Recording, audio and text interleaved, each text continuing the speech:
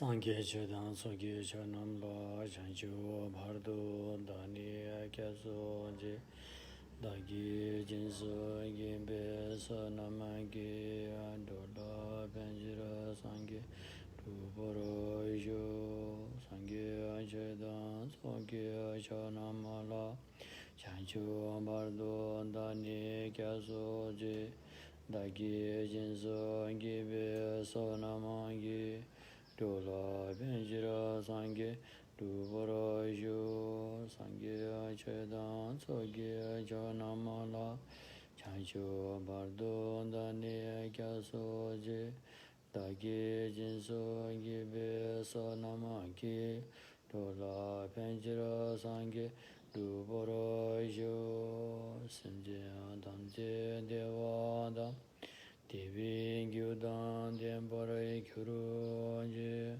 Dungalan dan dungalan gi gyudan dhawarai kyuruje Dungalan mebe dewa dami dhawarai kyuruje Yeri chadan dan dhawe tangyam nimba kyuruje Apanden zawe lama rinpoche Dagi juro be me den shula Kali chimbe gone jeson de Uson do ge ngaido Sando solo sashi pechi jusha mento tam Rirava lingshi nginde gempa di Sangye shindu minde burwa yi Tukuna namda shindu Choparasho Guru Buddha Bodhisattva Sapariva Ratna Mandala Puja Mega Samundra Saparana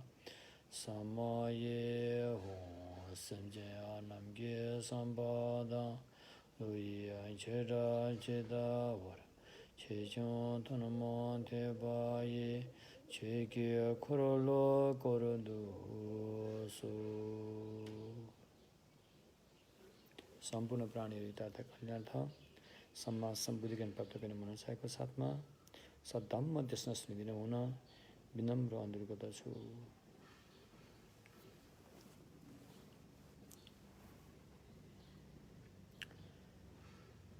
Mahayana सूत्र अलङ्कारको धम्म देशना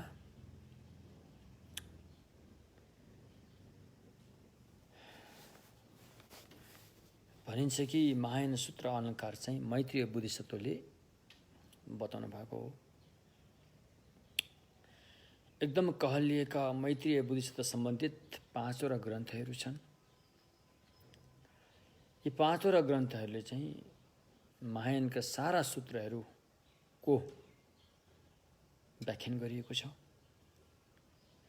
र महायानका सूत्रहरू पनि 2 भागमा वर्गीकृत गरिएको छ र न्यायार्थ सूत्र र अर्को चाहिँ नितार्थ सूत्र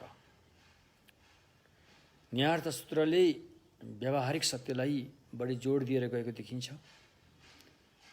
भने नितार्थ सूत्रले पारमार्थिक सत्यलाई जोड दिएको देखिन्छ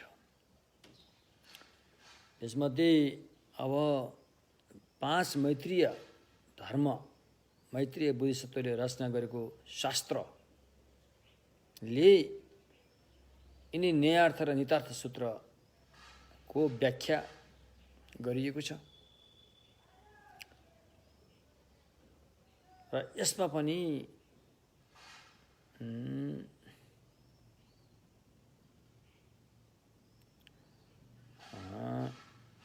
एउटै नितार्थ सूत्रलाई ध्यान दिएर व्याख्या गरेको ग्रन्थहरू पनि छन् भने अनेक नितार्थ सूत्रलाई व्याख्या गरिएको ग्रन्थहरू पनि छन् फेरि एउटै न्यायार्थ सूत्रलाई व्याख्या गरिएका ग्रन्थहरू पनि छन् र अनि फेरि नितार्थ र न्यायार्थ दुवैलाई व्याख्या गरेको ग्रन्थहरू पनि छन् मैत्रीय शास्त्रहरू हैन जस्तो कि अभिसमय अलङ्कारले एउटै सूत्रको व्याख्या गर्दछ जुन प्रज्ञापारमिता सूत्रको गुप्तार्थलाई व्याख्या गर्दछ भने उत्तरतन्त्र शास्त्रले चाहिँ अनेक नितार्थ सूत्रको व्याख्या गर्दछ। त्यस्तै धर्मान्त विभङ्ग र मध्यान्त विभङ्ग जस्ता दुईटा शास्त्रले चाहिँ न्यायार्थ सूत्रको नै व्याख्या गरेको देखिन्छ। भने अहिले हामीले अध्ययन गरिरहेका महायान सूत्र अलङ्कारले चाहिँ न्यायार्थ र नितार्थ दुवै सूत्रको चाहिँ व्याख्या गरेको छ। तसर्थ यो महायान सूत्र अलङ्कार चाहिँ धेरै महत्त्वपूर्ण कुरा हो रहेछ। र साधक साधिकाले अभ्यास गर्दाखेरि नितान्त त्याग चित्तबाट प्रेरित भएको शीलमा रहेर अनि चार आर्य सत्यलाई मूल विषय बनाएर श्रुतिमयी प्रज्ञा, चिन्तनमयी प्रज्ञा र अन्य भावनामयी प्रज्ञाद्वारा अध्ययन र अभ्यासमा लाग्नुपर्ने हुन्छ। यसरी अध्ययन र अभ्यास गर्दै जाँदाखेरि 5 मार्गहरूका कुरा आउँछन्, 10 बोधिसत्व भूमिका कुरा आउँछन्। त्यसमध्ये 5 मार्गमध्ये अन्तिम मार्गलाई छोडेर बाँकी 4 मार्ग चाहिँ बोधिसत्वले अभ्यास गर्ने मार्गहरू हुन् भने 5औं मार्ग चाहिँ बुद्ध भूमि नै हो। तसर्थ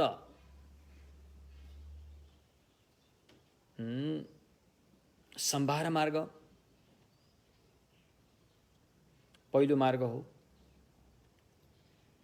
र सम्भार मार्गमा नै 37 बोधिपाक्षिक धर्ममध्ये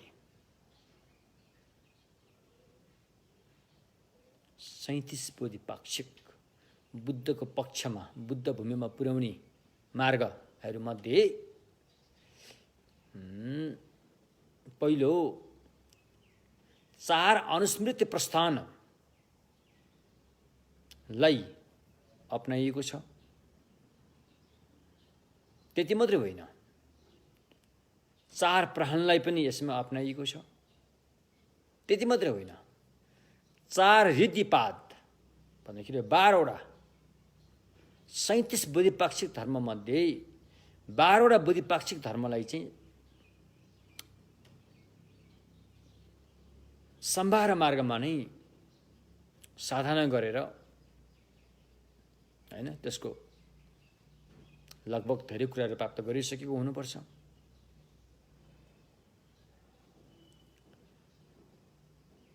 र अनि प्रयोग मार्गमा गएपछि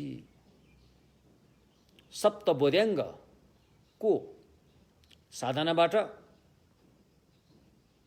प्रयोग मार्गलाई अतिक्रमण गर्दै दर्शन मार्ग प्राप्त हुनेछ। दर्शन मार्गको अतिक्रमण गरिसकेपछि अनि आर्य अष्टाङ्गिक मार्गलाई अपनाएर भावना मार्गलाई अपनाइनेछ र शेष बाँकी रहेको सारा अविद्या अज्ञानताका केसराहरू वासनाहरू सबैलाई 10औं भूमिसम्ममा पुगेर त्यसलाई त्याग्नेछ र अनि 11औं भूमिमा बुद्धत्व प्राप्त गर्नेछ भनेर यसरी हामी बुझौँ। तौर तरिका अभ्यास गर्ने तौर तरिका यिनीहरू हुन्।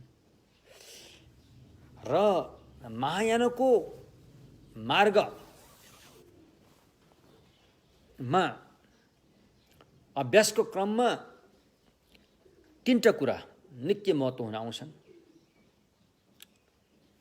त्यो हो महाकरुणा, बोधिचित्त र अनि अद्वैय ज्ञान। यो 3टा कुरा नै हुन् भनेर आचार्य चन्द्र कृतिले माध्यमिक अवतारमा उल्लेख गर्नुभएको छ।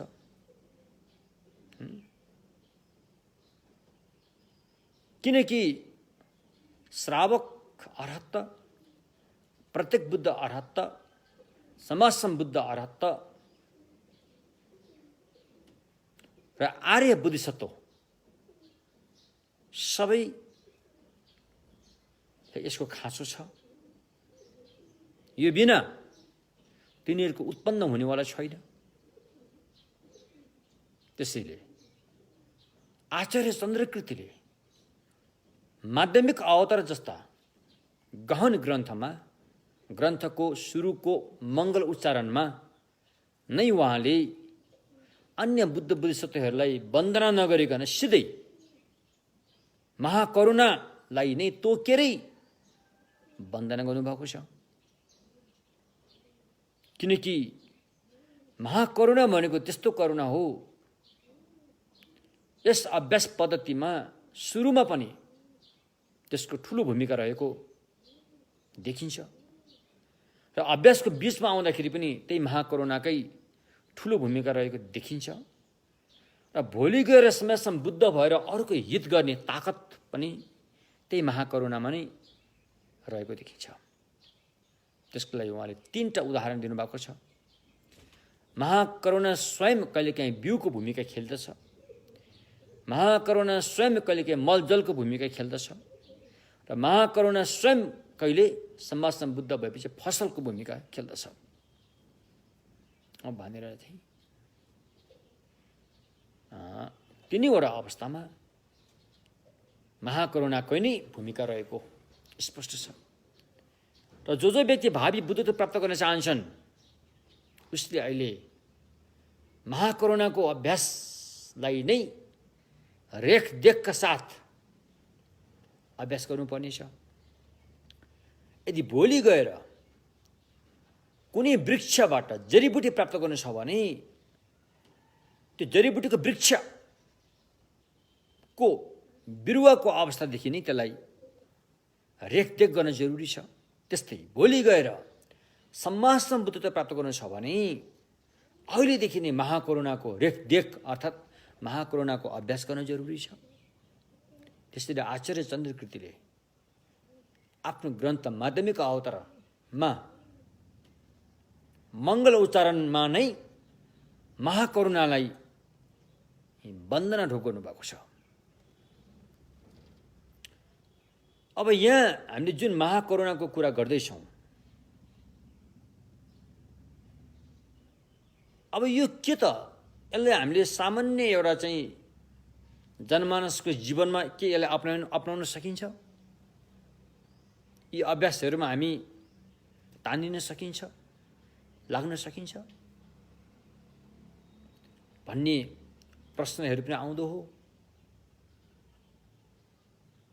तर यो महाकरुणाको बिउ त तपाईसँगै छ, बिउ त छ, त्यसलाई फैलाउन मात्रै बाँकी रहेको हो। बिउ त तपाईँसँगै छ। तपाईँसँग पनि केही न केही मायाको बिउ त छ नि। र पशु प्राणीलाई त आफ्नो बच्चाप्रति माया हुन्छ भने मान्छेमा त हुने नै भयो। हो त्यो मायाको बिउ छ, त्यही नै महाकरुणाको बिउ पनि हो। र यो महाकरुणाको बिउ जब हामीसँग पहिलेदेखि नै रहेको हुन्छ, तर त्यसलाई हामीले महाकरुणाबाट छुट्याएर छोटो करुणामा, सीमित करुणामा, साङ्गुरो करुणामा राखेर घेराबन्दी बनाएका हुन्छौँ।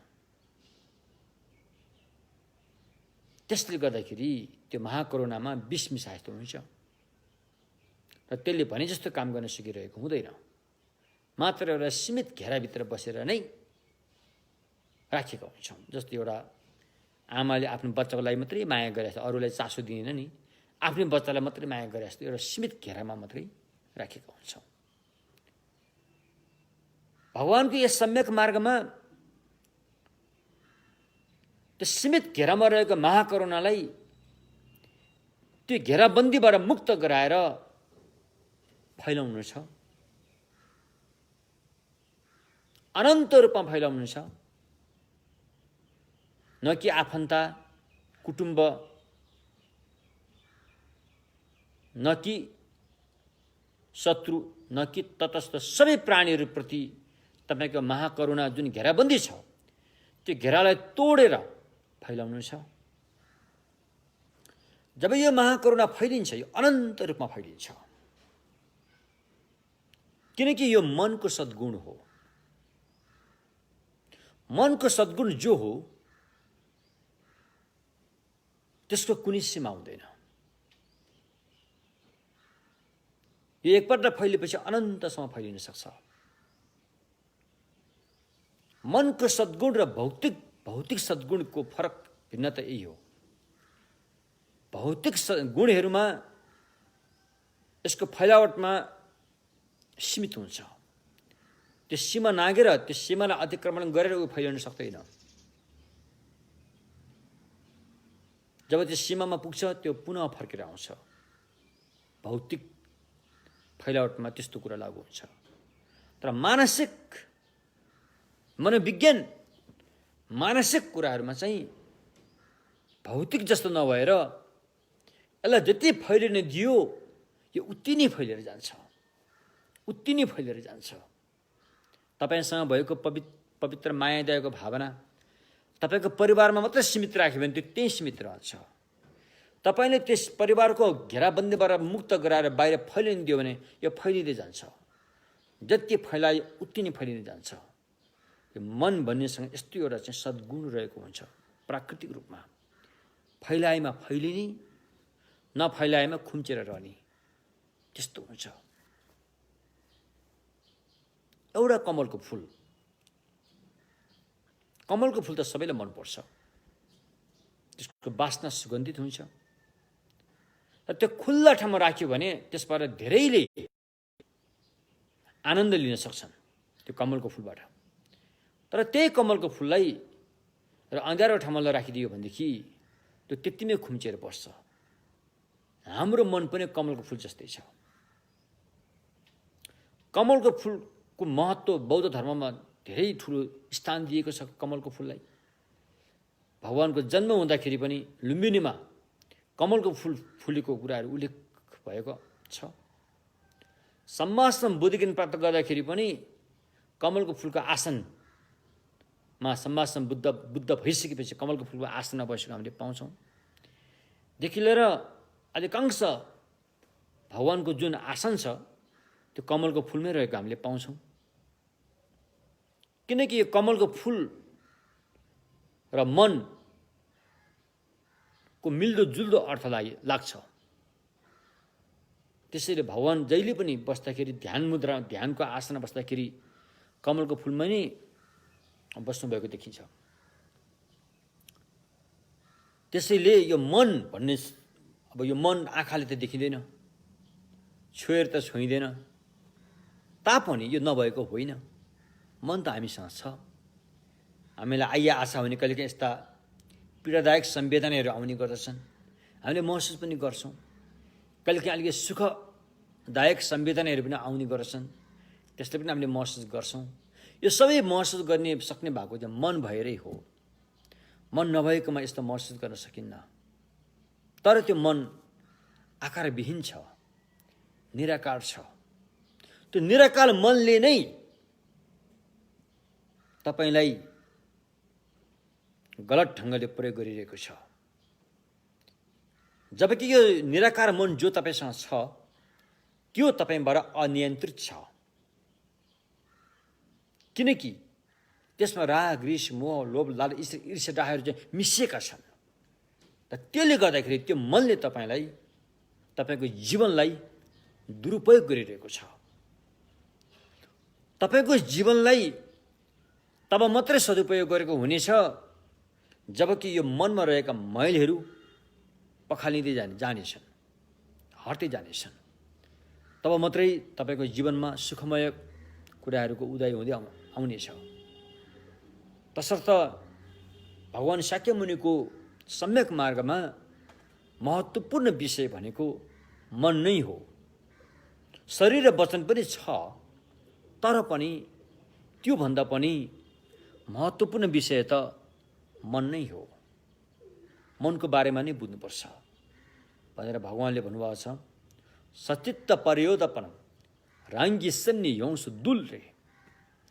तिम्रो अनियन्त्रित मनलाई नियन्त्रणमा ल्याउन सक्यौ भने त्यही नै बुद्धको शिक्षा हो, त्योभन्दा अरू छैन। त्यसकारण बुद्धको शिक्षा जतिसुकै र जेसुकै भने पनि आखिरमा मनकै कुरामा आउने गर्दछ। अनियन्त्रित मनलाई नियन्त्रणमा कसरी ल्याउने भन्ने कुरा आउँछ। बुद्धको शिक्षामा कुनै आत्मा, परमात्मा, ईश्वर, परमेश्वरका कुराहरू बुद्धको शिक्षामा टिक्न सक्दैन, ती कुराहरू टिक्न सक्दैन।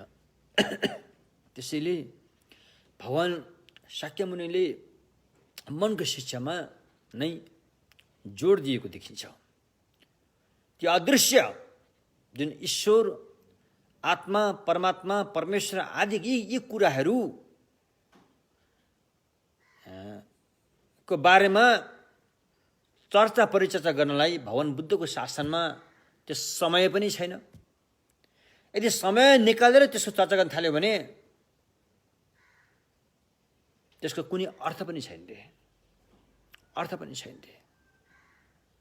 यसको लागि एउटा सानो उदाहरण स्वयं भगवानले दिनुभएको छ कि एउटा मान्छेलाई कसैले बाण हानेछ, विशालो बाण हानेछ। बाण हान्यो, त्यो मान्छेलाई बाण लाग्यो, बाण हान्ने मान्छे भागिगयो। अनि अर्को एउटा आगन्तुक व्यक्ति बाटोमा आउँदै थियो, उसले त्यो बाण लागेर फतरक फतरक परेको मान्छेलाई देख्यो। अनि मनमा केही दया जाग्यो, आएर ए फलाना तिमीलाई त बाण पो लागेछ नि हो भनेछ। हो मलाई बाण लाग्यो, तुरुन्तै मलाई औषधि उपचार गरिदेऊ न भनेर त्यो जस्तो अब जो घाइते छ त्यो घाइतेले भन्यो।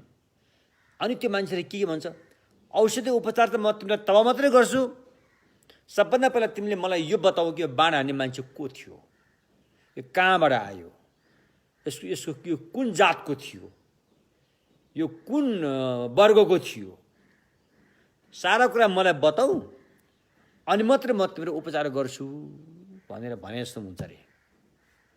त्यसरी त्यो बताउँदै गयो भने त त्यो मान्छे त पहिले मर्छ। त्यसकारण त्यो कुरा बताइरहनु भन्दा सिधै बाण निकालेर उसको घाउ चोटको उपचार गर्नु नै बुद्धिमत्ता हुन्छ। त्यसकारण भगवानको शासनले पनि यही बताउँछ, कहिले पनि नदेखेको, कसैले पनि नभेटेको त्यस्तो कुरोको भर पर्नु खतरा छ, खतरा छ हैन। भोलि तपाईँको घरमा कालो टोपी लागेको मान्छे खाना खान आउँछ भनेर तपाईँले थाहै नपाइकन आज चाहिँ खाना पकाउन थाल्नुभयो भने त्यो खतरा हुन्छ। किनकि आउँछ आउँदैन के पनि ग्यारेन्टी छैन कालो टोपी लागेको मान्छे। त्यस्तै कहिले पनि नदेखेको, कहिले पनि नभेटेको त्यस्ता कुराको भर पर्नु खतरा छ। तर खतरा हुँदाहुँदै पनि मान्छेमा एउटा रोग छ, मान्छेमा रोग छ।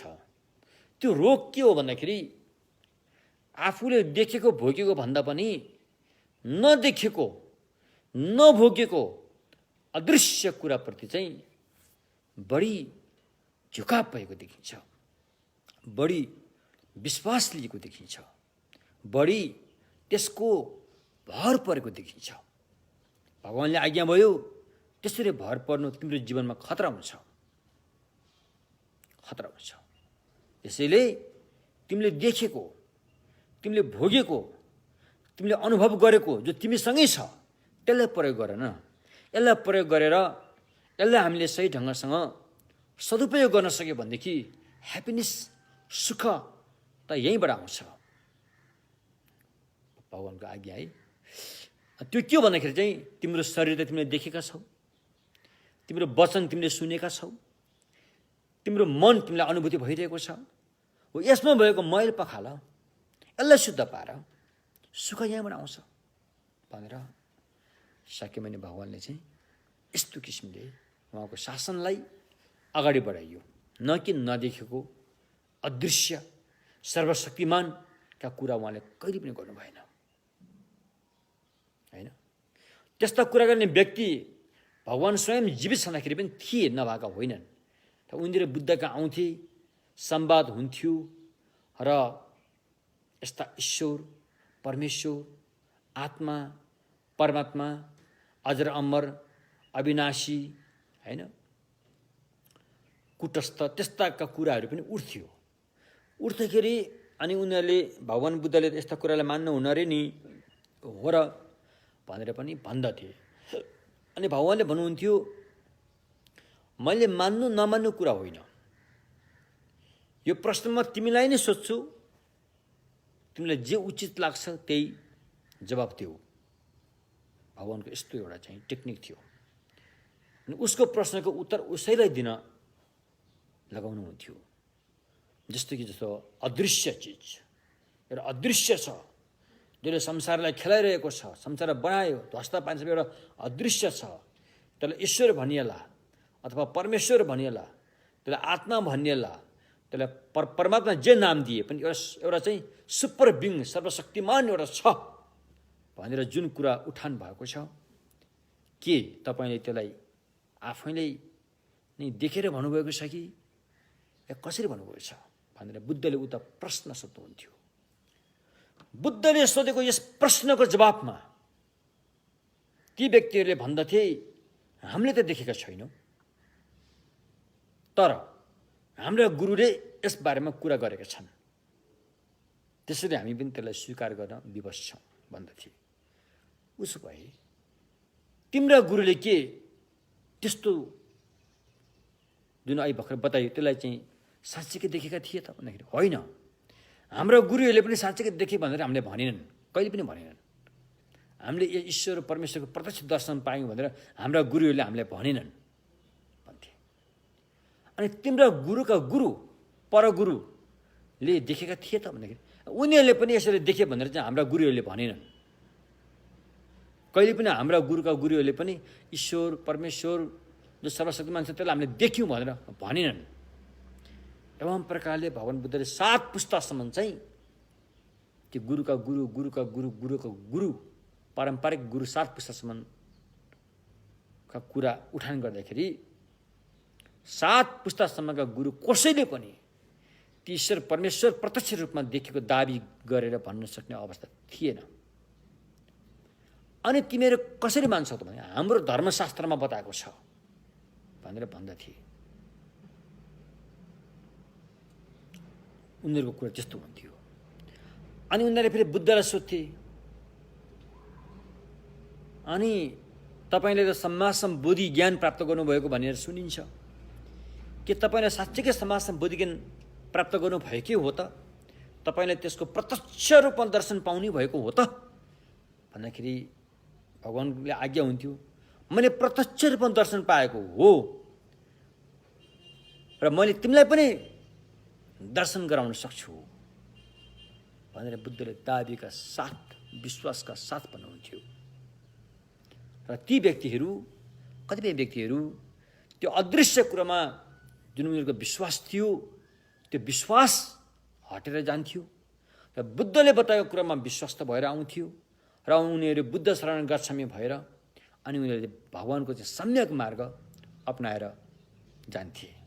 त्यति बेलाका ब्राह्मणहरू, त्यति बेलाका श्रमणहरू, त्यति बेलाका क्षेत्रीयहरू, त्यति बेला अनि कुनै पनि वर्गकाहरू विद्वान पण्डित धरीले पनि यी कुराहरूलाई अपनाएर बुद्ध शरण गच्छामी भनेर भगवानको सम्यक मार्गमा लागेर परम शान्त प्राप्ति गर्थे,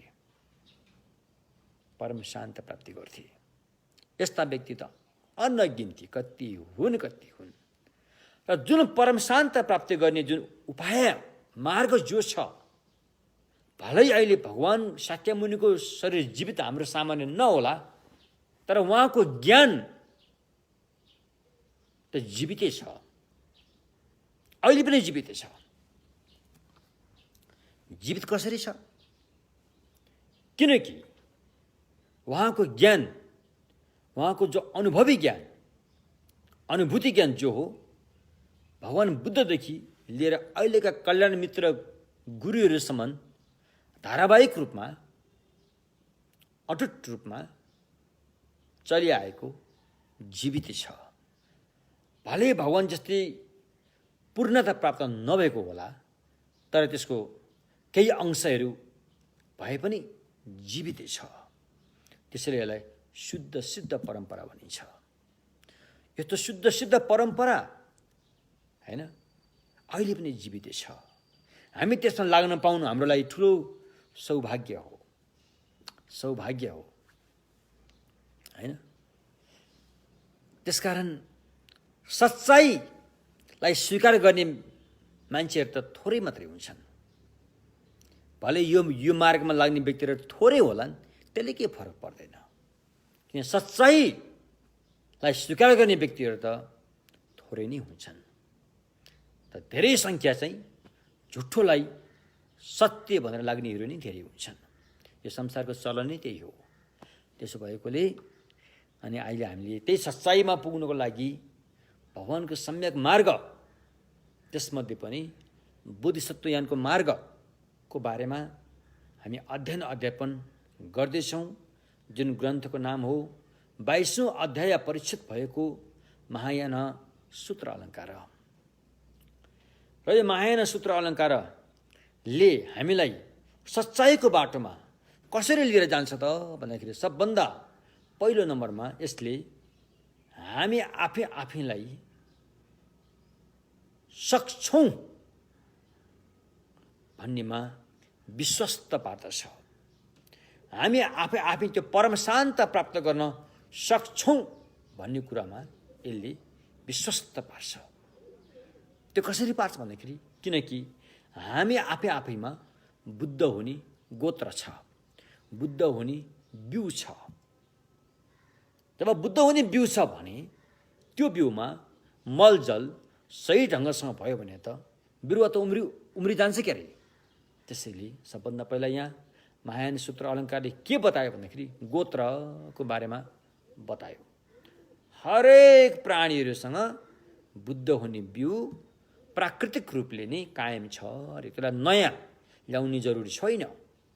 हरेक प्राणीहरूसँग त्यो महाचोर, महाडाका, महाहत्यारै भए तापनि त्योसँग पनि बुद्ध हुने बिउ कायमै छ अरे। त्यसैले भगवानको सम्यक मार्गमा जस्तोसुकै दुष्ट व्यक्ति भए तापनि, जस्तोसुकै नराम्रो मान्छे भए तापनि उसलाई हामीले घृणाको हिसाबले कहिले पनि हेर्न हुँदैन अरे, किनकि उसँग पनि बुद्ध हुने गोत्र भएको व्यक्ति नै हो।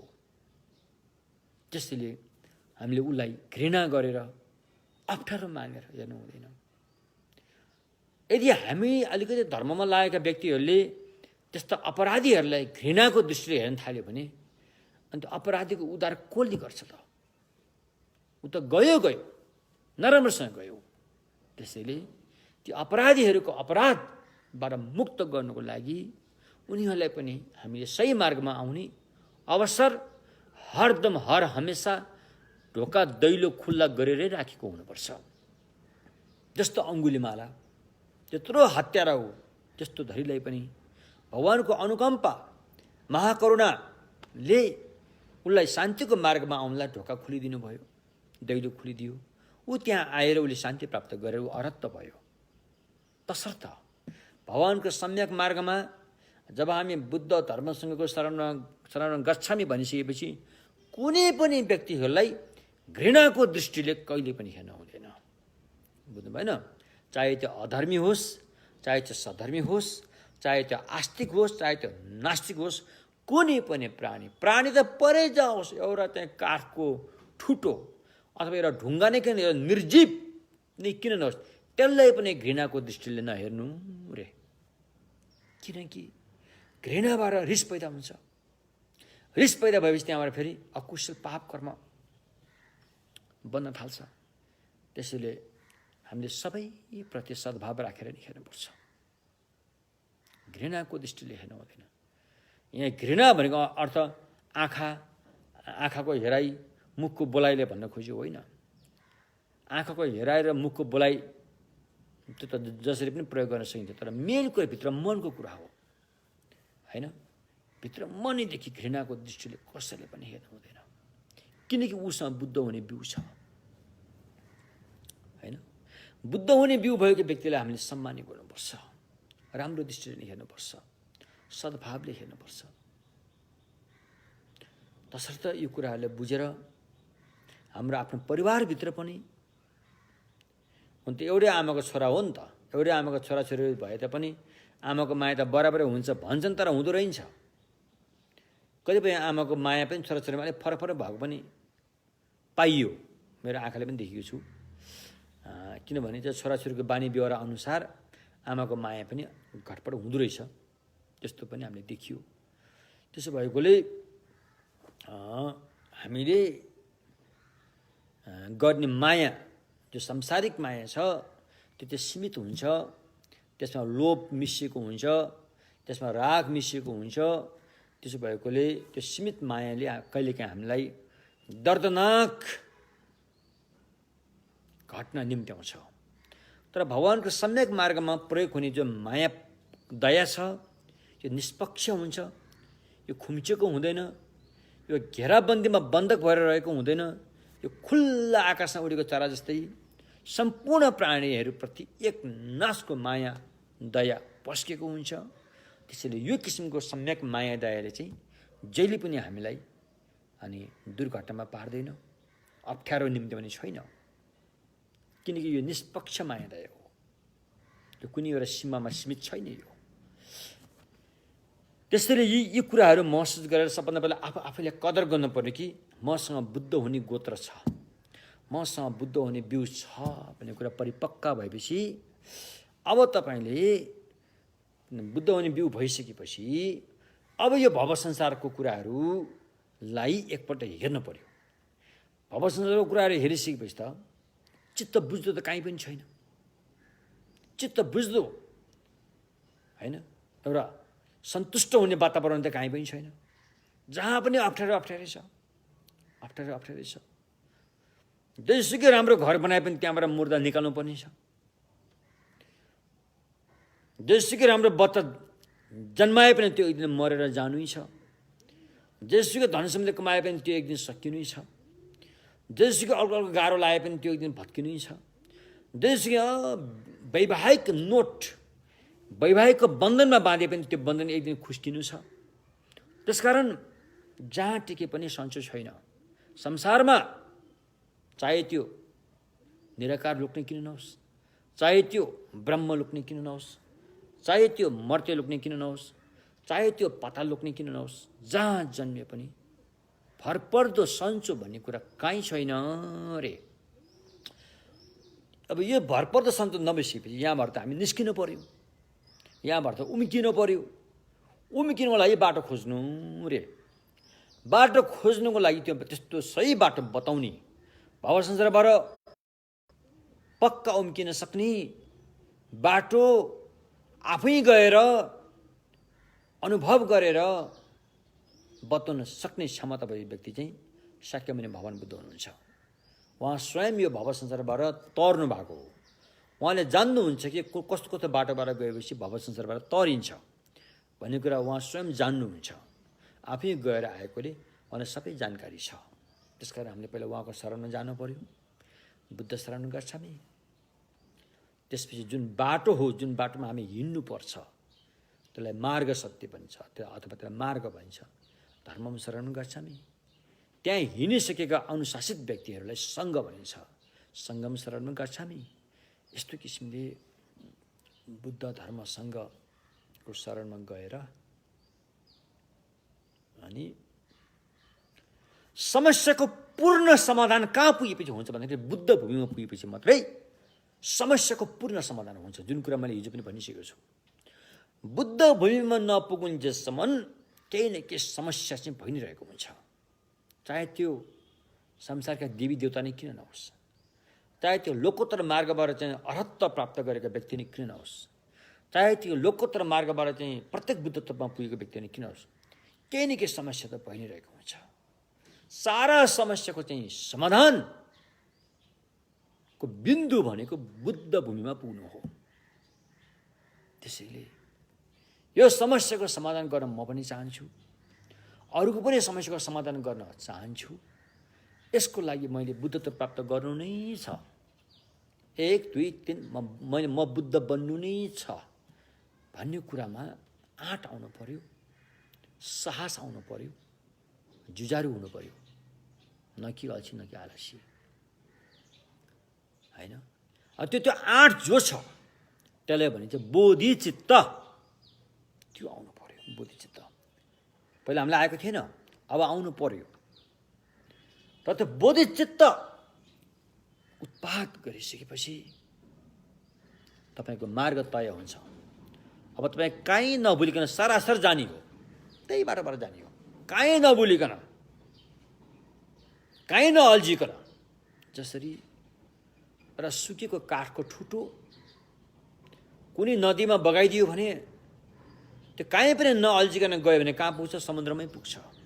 त्यस्तै बोधिचित्त त्रिरत्नको शरणमा गएर बोधिचित्त उत्पाद गरिसकेपछि तपाईँ कहीँ नभुलिकन जानुभयो भने सिधै तपाईँ बुद्ध भूमिमा पुग्छ। तपाईँ वहीँ पुग्यो।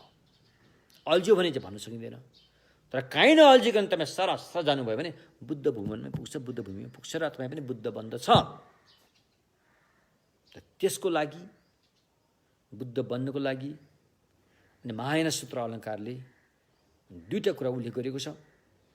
र पुण्यको राशि, अर्को चाहिँ ज्ञानको राशि। पुण्य सम्भार र ज्ञान सम्भार हामीले कमाउनु छ। पुण्य सम्भार र ज्ञान सम्भार कमाउने तरिका दुई किसिमका छन्। एउटा चाहिँ ध्यानमा बसेर कमाइन्छ, आर्जन गरिन्छ भने एउटा चाहिँ ध्यानबाट जागेर पनि आर्जन गरिन्छ। तर कमाउनु छ पुण्य सम्भार र अनि ज्ञान सम्भार। पुण्य सम्भारले गर्दाखेरि भोलि तपाईँ बुद्धत्व प्राप्त गर्दाखेरि भगवान बुद्धको रूपकाय प्राप्त गर्न सक्नुहुन्छ। र ज्ञान सम्भारको अभ्यासको पूर्णताले भोलि गएर तपाईँले धम्मकाय प्राप्त गर्न सक्नुहुन्छ। र रूपकाय र धम्मकाय प्राप्त गर्नु नै बोधि ज्ञान प्राप्त गर्नु हो, समाज सम्बुद्धत्व बन्नु हो, यही नै हो। र धम्मकायले तपाईँको हित निरन्तर भइरहेको हुन्छ भने रूपकायले अरूको हित निरन्तर गरिरहेको हुन्छ।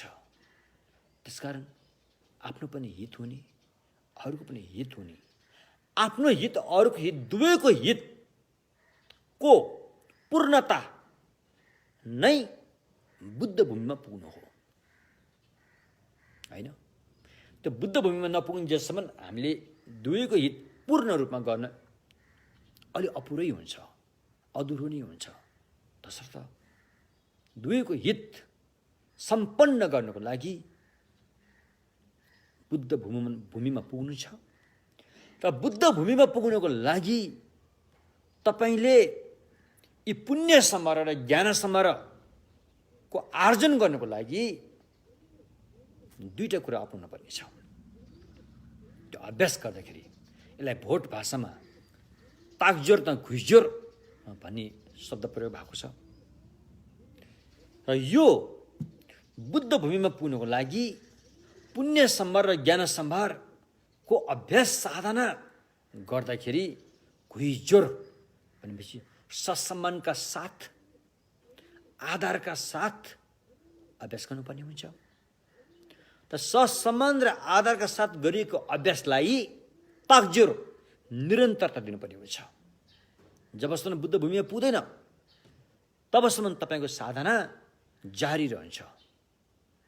त्यसकारण अन्तिम जाँच, फाइनल जाँच चाहिँ बुद्ध भूमि प्राप्त गरेपछि मात्रै अन्तिम पास भनेको त्यही हो, बुद्धत्व प्राप्त गर्नु नै हो, होइन? त्यसको लागि अनि महायान सूत्र अलङ्कारले अनि पुण्य सम्भार र ज्ञान सम्भारलाई मार्गमा उतारेर अभ्यास गर्दछ। र यसरी अभ्यास गर्दाखेरि यहाँ 37 बोधिपाक्षिक धर्म, भोट भाषामा झ्याङचुपछुकी सुजुन 37 बोधिपाक्षिक धर्मको रूपमा साधना गर्दछ। र यो 37 बोधिपाक्षिक धर्मको रूपमा साधना गर्दाखेरि सबभन्दा पहिलो मार्ग सम्भार मार्गमा रहेर, सम्भार मार्गमा तपाईँ तब रहेको हुन्छ जबकि तपाईँमा बोधिचित्त उत्पाद भएको हुन्छ। पहिलोपल्ट जुन दिन, जुन क्षण, जुन पलमा तपाईँको हृदयमा बोधिचित्त उत्पाद भयो त्यो अवधिदेखि तपाईँ सम्भार मार्गमा रह्यो। तसर्थ सम्भार मार्गमा रहिसकेपछि अब तपाईँले दुईवटा कुरामा जोड दिनुपर्छ। एउटा समथ, एउटा विपसना। समथले अशान्त भएको चित्तलाई, चिन्तित भएको चित्तलाई, निराश भएको चित्तलाई, छरिएर कमजोरी भएको चित्तलाई एक ठाउँमा ल्याएर शान्त वातावरणमा ल्याएर चिन्तामुक्त गरेर एकाग्रत गरेर ध्यान गर्नेछ समथाले। भने त्यसरी ध्यान गरिसकेपछि जब चित्त एकाग्रत हुन्छ, जब चित्तमा चाहिँ एउटा चाहिँ शक्ति प्रकट हुन्छ र त्यसलाई आधार बनाएर, त्यसलाई जग बनाएर अनि सच्चाइको दर्शन गर्नको लागि अनि साधक साधिकाले विपස්සना ध्यान अपनाउँछन् रे। समथ विपස්සना कहाँ रहन्छ? समथमै रहन्छ। समथ जब परिपक्व ध्यान हामीले प्राप्त गर्दछौँ तब विपස්සना ध्यानको दिगोपन हामीमा आउनेछ।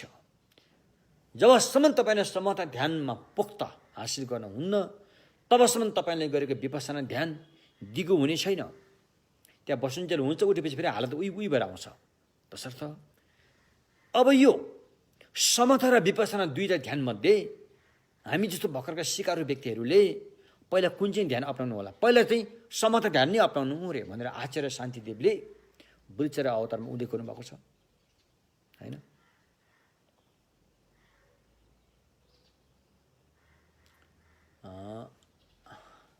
बुद्धचर्या अवतारमा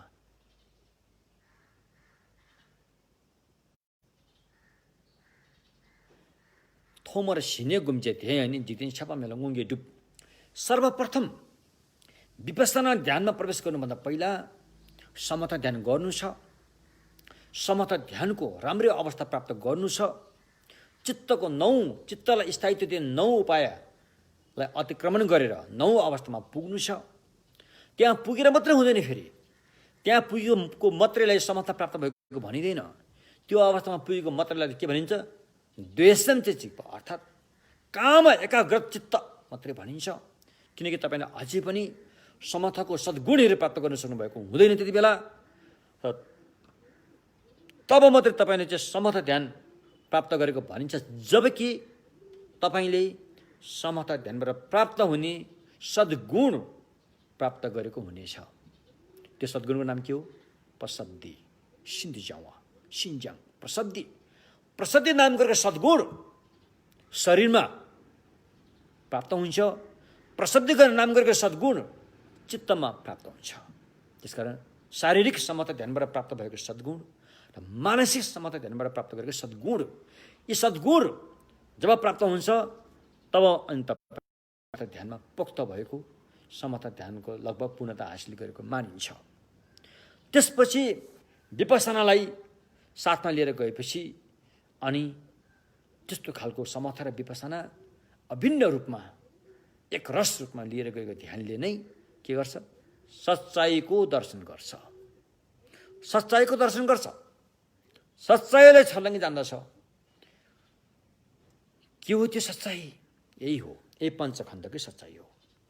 रूप वेदना संज्ञा संस्कार विज्ञान खण्ड अरे यही पञ्चखण्डकै सच्चाइ। अहिलेसम्म पञ्चखण्डको भ्रममा परेर रह्यौँ। त्यो भ्रमबाट अविद्या पैदा भयो, अविद्याबाट संखार पैदा भयो, संखारबाट विज्ञान पैदा भयो, यसपछि नामरूप, यसपछि खडायतन, यसपछि स्पर्श, यसपछि संवेदना, त्यसपछि तृष्णा, त्यसपछि उपदान, त्यसपछि भव, भवपछि जाति जन्म अनि जरा मरण। जरा मरणको बेलामा पनि यो अविद्याको जालो कायम रहेको फेरि अर्को जन्म क्रमशः भवचक्रमा चक्र खाँदै आयौँ। यो चक्र काट्ने क्रम अहिलेदेखि होइन, यो चक्र काट्ने क्रम अनादिकालदेखि कालदेखि यो हालत, यो दुःख पीडा हामी भोगी आइरहेका छौँ। अब यो यात्रालाई अगाडि भोग्दै जाने हो वा यसलाई टुङ्ग्याउने हो, यो तपाईँकै हातमा छ। भगवान्ले त भनिसक्नु भयो, तिम्रो आफ्नो मालिक आफै हो। तिम्रो आफ्नो मालिक आफै हो। त मेरो काम त मैले तिमीलाई बाटो देखाइदिने मात्रै हो। त्यो बाटोमा हिँड्ने नहिँड्ने त तिमीमै भर पर्छ भनेर भगवान्ले भनिसक्नु भएको छ। त्यसकारण अब यो यात्रालाई टुङ्ग्याउने कि नटुङ्गेर जारी राख्ने? यदि यो यात्रा टुङ्गिन भने के हुन्छ? त्यहाँ आँसुको धारा बग्छ, रगतको खोला बग्नेछ, मरेका मुर्दा जम्मा गरेर हड्डीका थुप्रा जम्मा हुनेछन्, मसानघाट बन्नेछन्, यी घटनाहरू जारी रहनेछन्। तसर्थ यदि यो यात्रा अति भयो, यदि यो आमाको दुध खाएको अति भयो, रगतको खोला बगाएको अति भयो, आदि आदि, यो देखेर अबि डरलाग्दो रहेछ संसार त, अबि पनि थाहा पाएर यो यात्रा रोक्नु पर्यो, रोक्ने उपाय के छ भनेर बल्ल बुद्ध धर्मसँग शरणमा आउने हो नि त। यस्तो खालको सोचलाई के भनिन्छ? त्याग चित्त भनिन्छ। र एवं प्रकारले अब अभ्यास गर्दाखेरि हिजो हामीले यहाँ सम्भार मार्गमा रहेर गरिने अभ्यास हैन, 4 स्मृति प्रस्थान टेम्बा न्यौरा स्यापासी 4 स्मृति प्रस्थानको बारेमा हामीले चर्चा गर्यौं हिजो। हामीले यो पनि बतायौं कि त्यो 4 स्मृति प्रस्थानको साधना गर्दाखेरि आइपुग्ने विघ्न बाधालाई हराउनको लागि फेरि 4 प्रहानको साधना पनि नितान्त जरुरी छ भन्ने कुरा हामीले बुझ्यौं। हामीले यो पनि कुरा गर्यौं कि यो 4 प्रहानको गतिलाई तीव्रता दिनको लागि 4 रीतिपातको साधना नितान्त जरुरी छ भन्ने कुरा गर्यौं। आज पनि हामी त्यही कुरामा कायम रहनेछौँ। 4 रीतिपात ने समता ध्यानहरुसँग बढी चाहिँ सम्बन्ध छ। त्यसैले आज हामी फेरि पनि समता ध्यानलाई बिथोर्ने तत्त्वहरूको बारेमा नै चर्चा गर्नेछौँ। तसर्थ आज महायान सूत्र अलङ्कारले हिजो केही बतायो, आज अलिकति महायान सूत्र अलङ्कार जस्तै अर्को एउटा ग्रन्थ मध्यान्त विभङ्ग उइथा नाम्जे मध्यान्त, यहाँ जुन शास्त्र ग्रन्थ कुरा गऱ्यौँ नि हामीले आएपछि बुद्धिस्ट युनिभर्सिटीमा पढ्दाखेरि 18वटा मेजर टेक्स्टहरू चाहिँ हामीले अध्ययन गर्नुपर्ने हुन्छ। 18वटा मेजर टेक्स्ट मध्ये पारमितासँग सम्बन्धित 6वटा छ। पारमितासँग सम्बन्धित 6वटा ग्रन्थहरू चाहिँ यो 5वटा मैत्रीय ग्रन्थ र अनि एउटा चाहिँ बुद्धिचर्या अवतार गरेर 6वटा हुन्छन्। अब यो 5वटा मैत्रीय ग्रन्थ मध्ये अब समथको बारेमा चाहिँ यसमा पनि बताएको छ। मध्यान्त, मध्य र अन्त के हो भन्नेको भिन्नता जुन बताएको छ त्यो ग्रन्थको नाम हो मध्यान्त विभङ्ग भन्ने ग्रन्थ छ। त्यसमा उसले के गरेको छ भन्दाखेरि चाहिँ त्यसमा समता ध्यानलाई बिथोर्ने 5वटा समता ध्यानलाई घात पुर्याउने 5वटा तत्त्वहरू छन्। यसलाई चिन्नु भनेको छ। कुन 5वटा भन्दाखेरि एउटा चाहिँ अल्छी आलसी, एउटा त्यही भइहाल्यो। यसले त अल्छी आलसीले त पहिल्यै त्यसले त झन् सुरुरातै अभ्यासको सुरु नै गर्न दिँदैन। त्यसले त अभ्यास सुरुै गर्न दिँदैन, त्यही घात पुर्याइहाल्छ क्यारे। त्यसलाई हटाउनु छ। दोस्रो, अभ्यास सुरु गरे तापनि, अभ्यास साधनाको सुरुवात गरे तापनि साधना गर्नुपर्ने कुरा जुन हामीले सुनेका छौँ, सुनेर आएको कुरा मनमा राखेका छौँ, तर त्यहाँ अर्को घटना हुनसक्छ बिर्सिने, हैन, बिर्सिनु हुनसक्छ। त्यो अर्को घात आयो। यदि नबिर्से तापनि साधनामा लागिरहे तापनि मन स्पष्ट नभएर भित्र गुम्सिएको अवस्थामा पुग्नेछ, निन्द्रालु बन्नेछ, तन्द्रालु बनेर घात पुर्याउनेछ साधनाको। त्यसलाई छोड्नु छ। यदि मन भित्र गुम्सेर निन्द्रालु तन्द्रालु नभए तापनि मन बाहिर भड्किनेछ। बाहिरका मोज मस्ती रमाइला कुराहरू जे जति हाम्रो मनमा छाप्छन् त्यो उम्लेर आउनेछ। त्यसबाट मन फेरि बाहिर भड्किनेछ। त्यसलाई पनि त्याग्नु छ, जस्तो औदत्य भनिन्छ।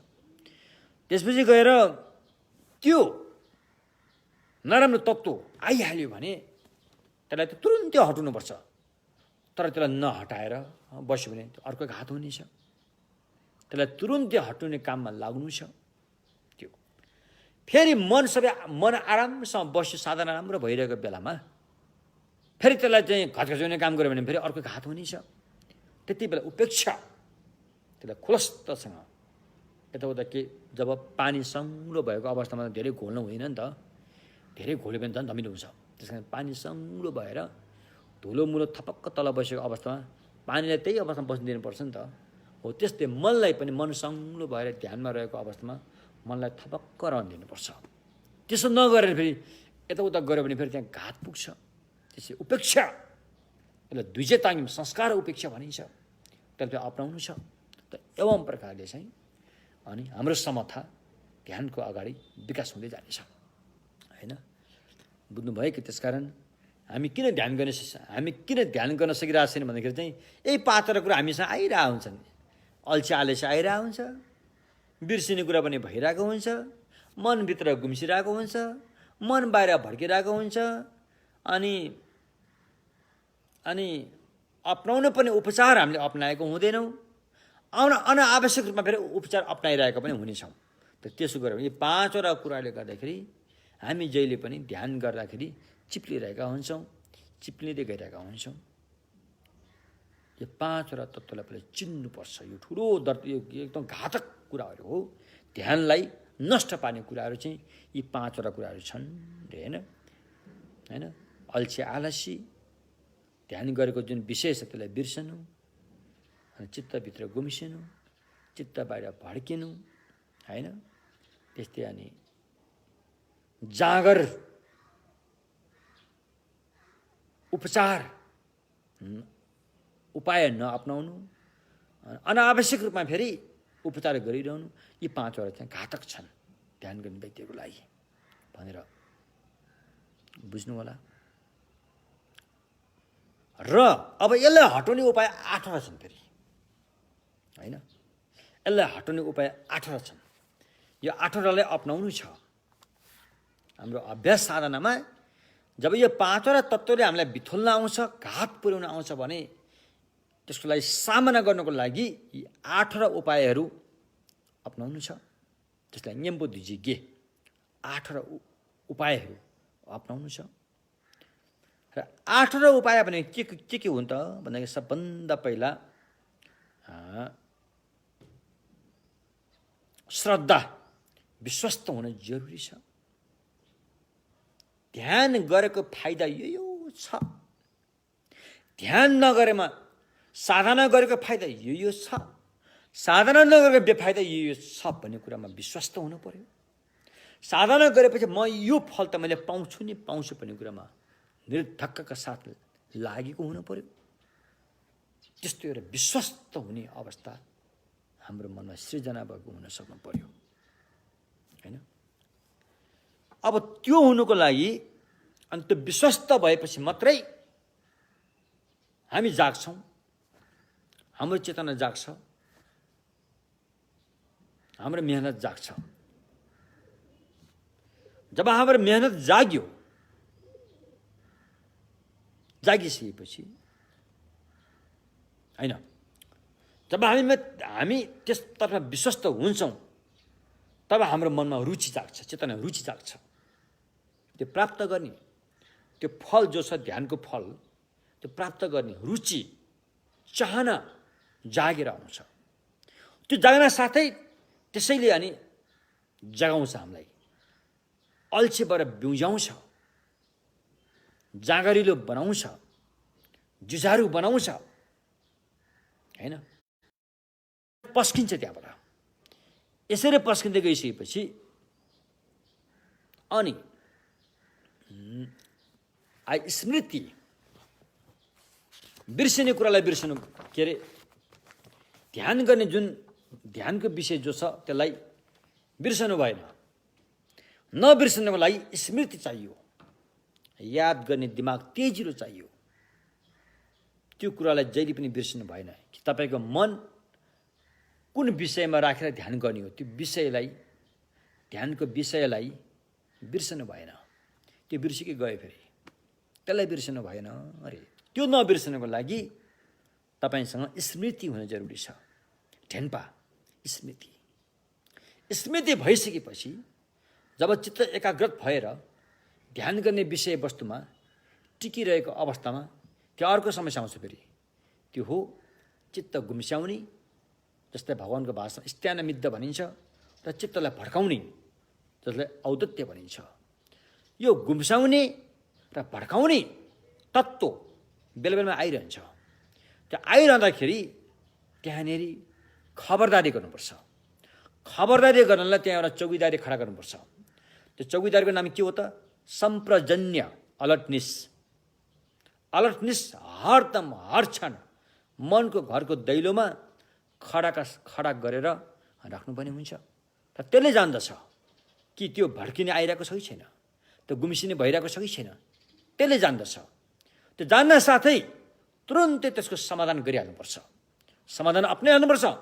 अप्नाएन भने फेरि त्यो एकपल्ट बस्यो भने बस्यो फेरि धेरै गाह्रो हुन्छ। त्यसकारण समाधान गरिहाल्नुपर्छ। समाधान भइसकेपछि फेरि समाधान गरिरहनु हुँदैन, फेरि बिथोलिन्छ। फेरि समाधान भयो, चित्त शान्त ध्यानमा रह्यो भने त्यही अवस्थामा खुलस्त भएर रहन दिनुपर्छ अरे। र यसरी चाहिँ अनि के अरे जे होस् अल्छी आलस्य हटाउनु, जे होस् अल्छी र आलस्य हटाउनको लागि तपाईँले 4वटा कुरा अपनाउनुपर्छ। एउटा विश्वास, एउटा रुचि, अनि एउटा प्रयत्न, अनि एउटा प्रशब्दी, हैन? यो 4वटा कुरा राम्रैसँग अपनाउन सकेको अवस्थामा अल्छी आलस्य जाबो त हटिजान्छ के अरे। हो, त्यो कुरा भयो। त्यसपछि अनि यो 4 रिद्धिपात प्राप्त हुने पनि यसैबाट। अब यसको धेरै कुराहरू छन् समथ ध्यानको बारेमा। भगवानले सिकाएको 2 किसिमको ध्यान, समथ र विपස්සना। त अधिकांश ध्यानीहरू चाहिँ समथसँग सम्बन्ध राख्छ। जस्तो हाम्रो मैत्री भावनाको पनि ध्यान हुन्छ, करुणाको ध्यान हुन्छ, प्रतिदेश अनुपातको ध्यान हुन्छ, अशुभ भावनाको ध्यान हुन्छ, अनि आनापान सतिको ध्यान हुन्छ। यी सारा ध्यानहरू चाहिँ समथसँग सम्बन्धित छन्। अनि विपස්සना ध्यानले चाहिँ सच्चाइको दर्शन गर्ने मात्रै हो। विपස්සनाले चाहिँ के गर्छ? सच्चाइको दर्शन गर्छ। बाँकी सारा सद्गुणहरू चाहिँ समथ ध्यानबाटै, अनि अधिकांश सद्गुणहरू समथबाट चाहिँ प्राप्त गर्न पर्ने हुन्छ। जब समथ राम्रो हुँदै जान्छ अनि ती अभिज्ञाहरू भई, रिद्धिपातहरू भई, होइन 5वटा चक्षुहरू भई, सारा कुराहरू चाहिँ समथ ध्यानबाट नै प्राप्त गर्नुपर्ने हुन्छ। र कतिपय यस्ता ध्यानहरू पनि छन् जुन ध्यानहरू मात्र बोधिसत्वहरूले मात्रै जान्दछ, अरूले जान्दैन। त्यस्ता ध्यानहरू पनि छन्। जस्तो सुरङ्गम समाधि, होइन, रत्नमुद्रा समाधि आदि आदि। यी ध्यानहरू चाहिँ बुद्धिसत्वहरूले मात्रै जान्नुहुन्छ। सम्मा सम्भावन बुद्ध र अनि बुद्धिसत्वहरूले मात्रै जान्दछन्। अरूले त यसको नाम धरि पनि जानेको हुँदैनन्। त्यसकारण समथको पनि गहिरो हुँदो रहेछ, र विपसनाको पनि गहिरो हुन्छ। यसरी हामीले बुझौँ। र आज हामीले 4 रिद्धिपात लाई प्राप्त गर्ने ध्यानहरूको बारेमा कुरा उठान गऱ्यौँ। अब यसपछि मोन्से क्लेरिभयन्स, मोन्से त च्यान, होइन, चक्षु भन्ने हुन्छ। एउटा चाहिँ अभिज्ञा, एउटा चाहिँ चक्षु, होइन, का कुराहरू हामी गर्नेछौँ। सबभन्दा पहिला चक्षुको कुरा गर्दाखेरि यसमा अब मंस चक्षु, 5वटा चक्षुहरू छन्। मंस चक्षु, होइन, त्यसपछि गएर दिव्य चक्षु, होइन, त्यसपछि गएर प्रज्ञा चक्षु, त्यसपछि गएर धर्म चक्षु, त्यसपछि गएर बुद्ध चक्षु, पञ्चचक्षु, 5वटा आँखाका कुराहरू अभिसमय अलङ्कार, यो के अरे महायान सूत्र अलङ्कारमा उल्लेख भएको छ। यसको विस्तृत जानकारीहरू हामी बिस्तारै गरिन्छौँ। अहिले हामी मोटामोटी रूपमा मात्रै कुरा उठान गरिन्छौँ। मंस चक्षु भनेको चाहिँ जब यो समथ ध्यान प्राप्त गर्दै गएपछि, समथ ध्यानलाई बिथुन तत्त्वहरू हटाउँदै गएपछि अनि व्यक्तिले क्रमशः प्रथम ध्यान प्राप्त गर्छ, द्वितीय ध्यान प्राप्त गर्छ, तृतीय ध्यान प्राप्त गर्छ। तर यो के अरे यो चक्षु प्राप्त गर्नको लागि चाहिँ, होइन, के गर्नुपर्छ भन्दाखेरि अहिलेको जुन 4 रिद्धिपात ध्यान प्राप्त गरेको हुनुपर्छ। 4 रिद्धिपात नाम गरेको ध्यान प्राप्त गरेको हुनुपर्छ। चार रीतिपात नाम गरेको ध्यानलाई राम्रैसँग साधना गरेर अनि उसमा यस्तो एउटा चाहिँ मंश चक्षु नाम गरेको सद्गुण प्राप्त हुन्छ। जब त्यो मंश चक्षु नाम गरेको सद्गुण उसले प्राप्त गर्छ तब उसले यो लोक धातुमा रहेको मसिना मसिना चाहे त्यो अणु नै किन नहोस्, चाहे त्यो परमाणु नै किन नहोस्, त्यो सबै उसले यहीँबाट छर्लङ्गै देख्न सक्छ अरे। त्यस्तो सद्गुण प्राप्त हुन्छ जसलाई भनिन्छ शाइचान मंश चक्षु भनिन्छ। त्यसपछि गएर दिव्य चक्षु भनिन्छ, लाइचान दिव्य चक्षु प्राप्त गर्दछ। तर यो दिव्य चक्षु प्राप्त गर्दाखेरि चाहिँ चतुर्थ ध्यान प्राप्त गरेको हुनुपर्छ हैन, चतुर्थ ध्यानसम्म पुगेको हुनुपर्छ। जब साधक साधिकाले चतुर्थ ध्यान प्राप्त गर्दछन्, चतुर्थ ध्यानको भावनाको बलले अनि पहिलाको यो मंश चक्षु भन्दा पनि माथिल्लो स्तरको भएर अनि त्यो भन्दा पनि बृहत त्यो लोक धातुका रूपहरू उसले यहीँबाटै देख्न थाल्दछ। त्यसलाई भनिन्छ दिव्य चक्षु। त्यसपछि गएर अर्को छ प्रज्ञा चक्षु। प्रज्ञा चक्षुले चाहिँ के गर्छ त भन्दाखेरि चाहिँ प्रज्ञा चक्षु स्वयं पनि निर्विकल्प ज्ञान हो। निर्विकल्प ज्ञानको उच्च स्तरता जब प्राप्त हुँदै जान्छ तब प्रज्ञा चक्षु पनि प्राप्त हुन्छ। प्रज्ञा चक्षु अहिले हामीले भर्खर निर्विकल्प ज्ञान भन्ने यहाँ कुरा गऱ्यौँ। यो कुरामा मैले अघि पनि भनिसकेको छु। कल्पनासँग सम्बन्धित ज्ञान र कल्पनाभन्दा माथिको निर्विकल्प ज्ञान भन्ने कुरा हामीले बुझ्नु छ। यसको बारेमा सबभन्दा पहिला त्यो ज्ञान भन्दा पनि हामीले कल्पना केलाई भनिन्छ, निर्विकल्प केलाई भनिन्छ भन्ने कुरा हामीले बुझ्नु पर्यो। अब यो कल्पना र निर्विकल्प भन्ने एकदमै बढी चर्चा हुने भाषा हो यो भगवान बुद्धको मार्गमा। हाम्रो मनको अवस्था हो यो। अब अहिले हामीले जुन हाम्रो पाँचवटा इन्द्रियसँग रहेको मन छ, चक्षु र विज्ञानदेखि लिएर कानका मन, नाकका मन, जिब्रोको मन, शरीरको मन, यी मनहरूले चाहिँ प्रत्यक्ष रूपमै देख्छ, बोध गर्छ। त्यसलाई भनिन्छ इन्द्रिय निर्विकल्प ज्ञान भनिन्छ। फेरि अर्को मनोविज्ञान भनिन्छ। फेरि मनोविज्ञानले पनि जब प्रत्यक्ष रूपमा देख्दछ त्यसलाई पनि निर्विकल्प नै भनिन्छ। अब कल्पनाले देख्ने र निर्विकल्पले देख्ने भन्ने कुरा कस्तो हो त भन्दाखेरि चाहिँ जस्तो कि मेरो हातमा अहिले पानी राखेको कप छ भनौँ न, पानी खाने कप छ भनौँ।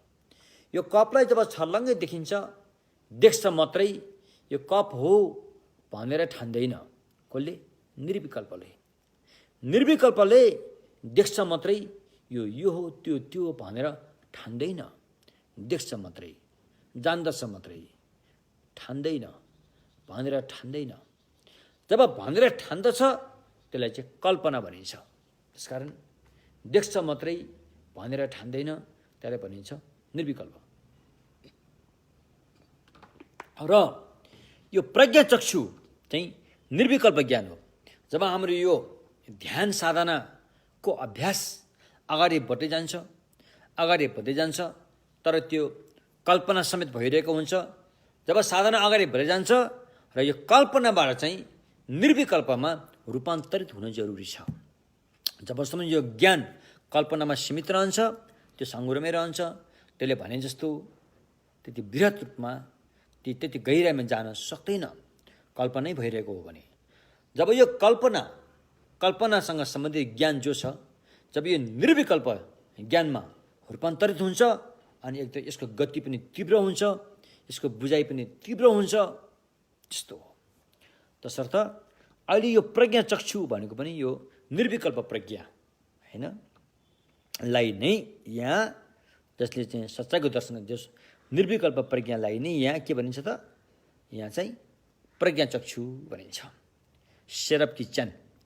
त्यसपछि गएर साङ्गिक किचन होइन, धर्मचक्षु। धर्मको आँखा रे छुइ किचन धर्मचक्षु रे। धर्मचक्षु भने चाहिँ यस्तो अवस्था हो जसले भगवान बुद्धका हैन त्रिपिटकका वचनहरू सारा निर्बाध रूपमा उसले जान्दछ। त्रिपिटकका सारा विषयहरूलाई जब उसले निर्बाध रूपमा जान्दछ त्यसैले भनिन्छ धर्मचक्षु भनिन्छ। त्यसपछि गएर सांख्यिक इच्छान बुद्धचक्षु। बुद्धचक्षुले चाहिँ के गर्छ भन्दाखेरि जान्नुपर्ने विषय सबै जान्दछ।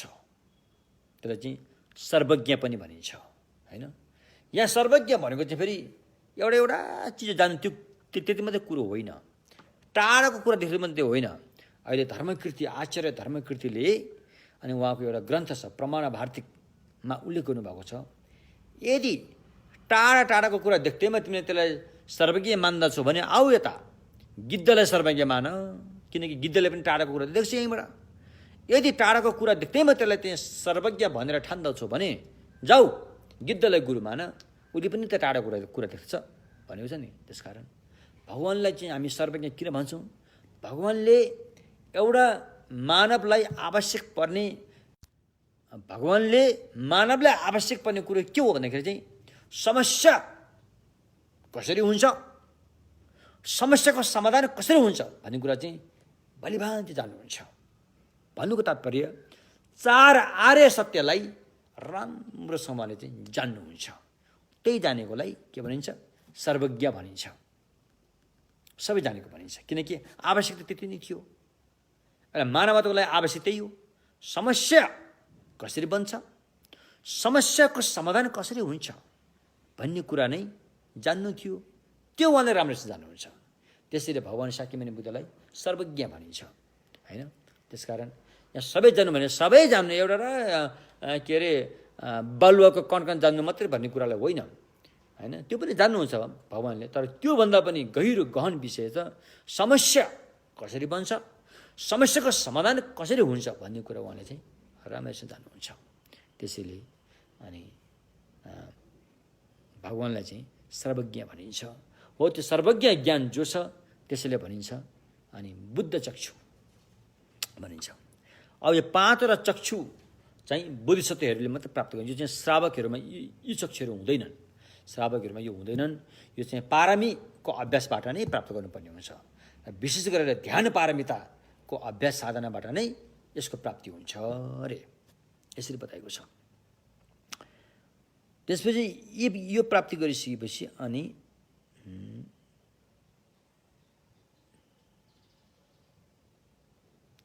अब त्यसपछि पञ्च अभिज्ञा रे, ध्यान गर्दै गएपछि पाँचवटा अभिज्ञाहरू पनि प्राप्त हुँदै जानेछन्।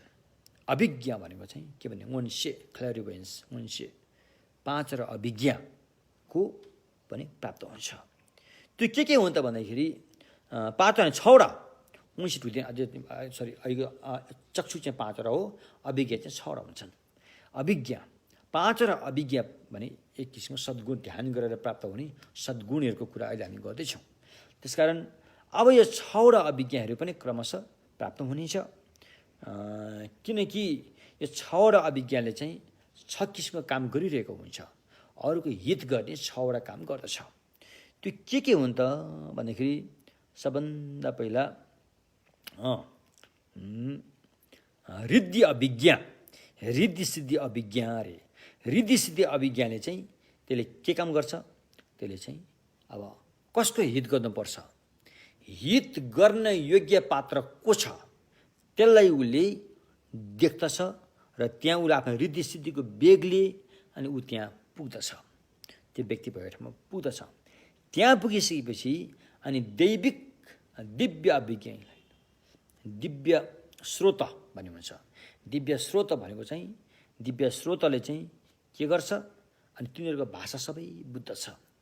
अब यहाँ एउटा कुरा आयो, फेरि एउटा कुरा आयो, भारदोको कुरा आयो। अब हामीले मान्छे मरेपछि भारदो भन्ने गरेका छौँ, भारदो सुनाउने गरेका छौँ। अब भारदो सुनाइसकेपछि अब त्यो मर्ने मान्छेले अरू भाषाबाट भारदो सुनायो भने उसले कसरी बुझ्छ भन्ने प्रश्न यहाँ पनि आयो नि हैन।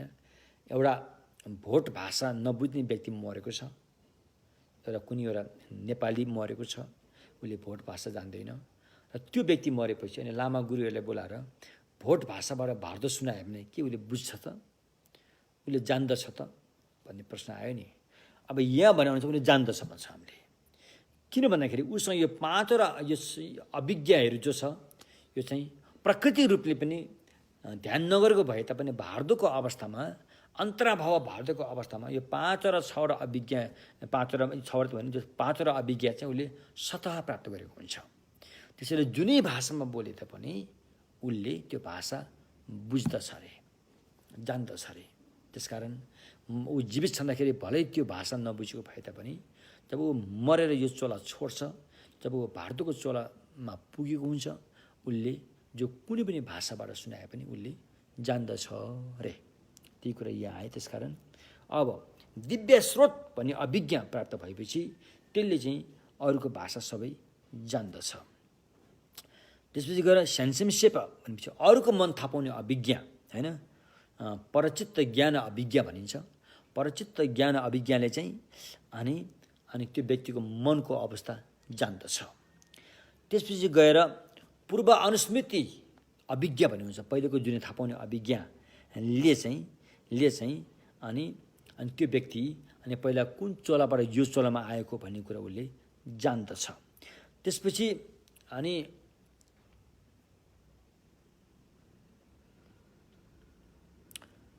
फेरि यो के भन्छ, आँखाको अभिज्ञा भनौँ न एक किसिमले। आँखाको अभिज्ञा त्यो दिव्य चक्षु अभिज्ञा भनिन्छ। यसले चाहिँ अनि त्यो व्यक्ति यहाँ मरिसकेपछि त्यो कहाँ जान्छ, कुन चोलामा पुग्छ त्यो पनि उसले जान्दछ। त्यसपछि आश्रव क्षय अभिज्ञा भन्ने हुन्छ। सापस्यपि मुन्से आश्रव क्षय अभिज्ञाले चाहिँ अनि त्यो व्यक्तिलाई कसरी चाहिँ भाव संसारबाट तार्ने, यसको मन अहिले कस्तो अवस्थामा छ, यसको मनको मैल कतिसम्म खत्तम भएर गयो, कतिसम्म कायम छ, अब यो कुन अवधिमा यो संसारबाट तर्छ भन्ने कुरा चाहिँ जान्दछ। त यस्तो किसिमले यो छवटा अभिज्ञा मध्ये पाँचवटा अभिज्ञा चाहिँ लौकिक हुन्। अब आश्रय क्षय भएको अभिज्ञा चाहिँ लोकोत्तर हो। फेरि यो चाहिँ फेरि सम्यक मार्गबाट मात्रै प्राप्त गरिन्छ। बाँकी पाँचवटा चाहिँ लौकिक मार्गबाट पनि प्राप्त गर्न सकिन्छ। हो यस्तो अभिज्ञा सद्गुणहरू चाहिँ प्राप्त गर्नेछन् रे। र यस्तो रीतिसिद्धिद्वारा रीतिसिद्धिको बल, रीतिसिद्धि प्राप्त भएको बलको समाधिद्वारा अनि उसले चाहिँ अनि आफ्नो अरूको हित गर्ने कामहरू गरिरहेको हुन्छ, होइन। त्यसपछि मल्लम भन्ने आयो फेरि यहाँ प्रणिधान। संस्कृतमा प्रणिधान, भोट भाषामा मल्लम। ङोवा संस्कृतिमा परिणामना, भोट भाषामा ङोवा। अब यो ङोवा र मल्लममा के फरक छ भन्दाखेरि अब ङोवा अर्थात् परिणामना चाहिँ परिधान नै हो। जति पनि परिणामना गरिन्छ त्यो मलम नै गरेको हुनेछ। त मलम सबै परिधान सबै परिणामना होइन, अलिकति फरक छ। परिणामना गर्नलाई केही न केही पुण्य आर्जन गरेको हुनुपर्छ, तब मात्रै त्यो पुण्यलाई परिणामना गरिन्छ। भन्नु साङ्चो मलम भद्रचर्य परिधानमा अब त्यो झिङ्गे सुतक भन्नेदेखि लिएर तर अब न्यासोन्दैन मन अथवा होपामेपे नर थोपर्स्यो भन्नेसम्म चाहिँ त्यो मलम पनि हो, ङोवा पनि हो, दुइटै हो। त्यो परिधान पनि हो, परिणामन पनि हो। अब यसमा साङ्चो मलम भद्रचर्यमा झिङ्गे सुतकदेखि लिएर अनि न्याङ्यान दाटेन घाँसियो देदाल ढोवा दागी थल्म रब्ज सलवर गी भन्नेसम्ममा चाहिँ त्यसमा चाहिँ के छ, त्यसमा चाहिँ पुण्य आर्जन गरेको देखिन्छ। सातवटा अभ्यास साधना अप्नाएर वन्दना पूजन देशनताय मोदन देशन याचनताय भन्नेसम्म चाहिँ होइन छक्सलवात छुची स्यापात जेसु हिरङ कुलसिन सलवा यी भन्नेसम्म चाहिँ पुण्य आर्जन गरेको देखिन्छ। पुण्य कमाएको, पुण्य र ज्ञान कमाएको देखिन्छ। कमाइएको पुण्य र ज्ञानलाई अब त्यसलाई ङुवा गर्नु पर्यो, पुण्यलाई परिणामना गर्नु पर्यो। अनि परिणामना चाहिँ एउटा छोटकरीमा गरिएको छ, एउटा चाहिँ विस्तृत रूपमा गरिएको छ। छोटकरीमा गरिएको चाहिँ अनि याच शुभमय सञ्चित किञ्चित बोधय नामय मि औ सर्वम, होइन। गेवा चुङ्से दागी चिस्साप थान्च्या दागी झाँचु छिरुङ्गो ओ भने चाहिँ छोटकरीमा परिणामना गरियो।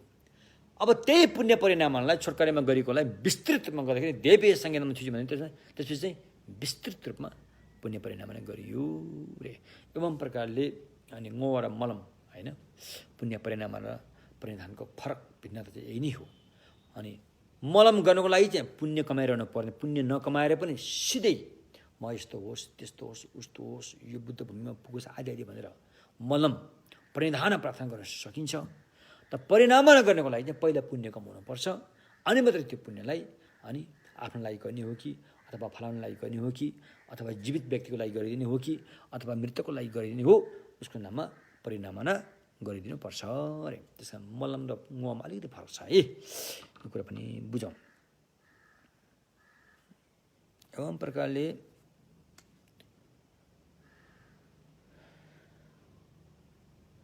अब परिधान चाहिँ बोधिसत्व सम्भाषण बुद्ध भूमिमा पुग्ने मार्गमा लागेका साधक साधिकाहरूले अनि परिधानको बल 10 पारमीको कुरा गर्ने हो भने परिधान पारमिता भन्ने अलग्गै पनि हुन्छ। मलम फार्चिन होइन, थप मलम हिसे मलम फार्चिन भन्ने अलग्गै पनि हुन्छ होइन। जोस यसरी परिधानको बलले जब त्यो परिधान बल उसलाई प्राप्त हुन्छ तब उसले चाहिँ यो यस्तो होस् ऊ यस्तो होस् भन्छ, त्यो भइहाल्छ। भनौँ अहिले हामीले यो कर्मयुक्त फल भन्ने हिजो पनि त्यसबारेमा हामीले भगवान् बुद्धका पहिला जुनका केही घटनाहरू हामीले त्यहाँ प्रस्तुत गऱ्यौँ कि उहाँले आफ्नो शरीरमा होइन कयौँ चोट पुर्याएर चाहिँ अनि सद्धर्म सुन्नु भएको छ र ती चोटहरू चाहिँ पुरै पहिला जस्तै निको भएर जाओस् भन्ने साथै उसले निको भएर गएको छ। त्यो हुनु चाहिँ त्यो परिधानको बल प्राप्त गरिसकेपछि अनि आफ्नो वचनमा शक्ति आउँछ। अनि त्यो वचनमा शक्ति आएपछि त्यो वचन प्रयोग गर्न साथै अनि त्यो घटना चाहिँ त्यहाँ घटेको हुन्छ।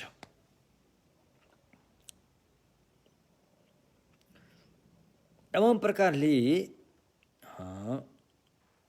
अनि बोधिसत्वले यसरी चाहिँ 10 वशिता बल लगायतका कुराहरू भगवान् बुद्धको सद्धर्मका सद्गुणहरू क्रमशः लाभ गर्दै जानेछ।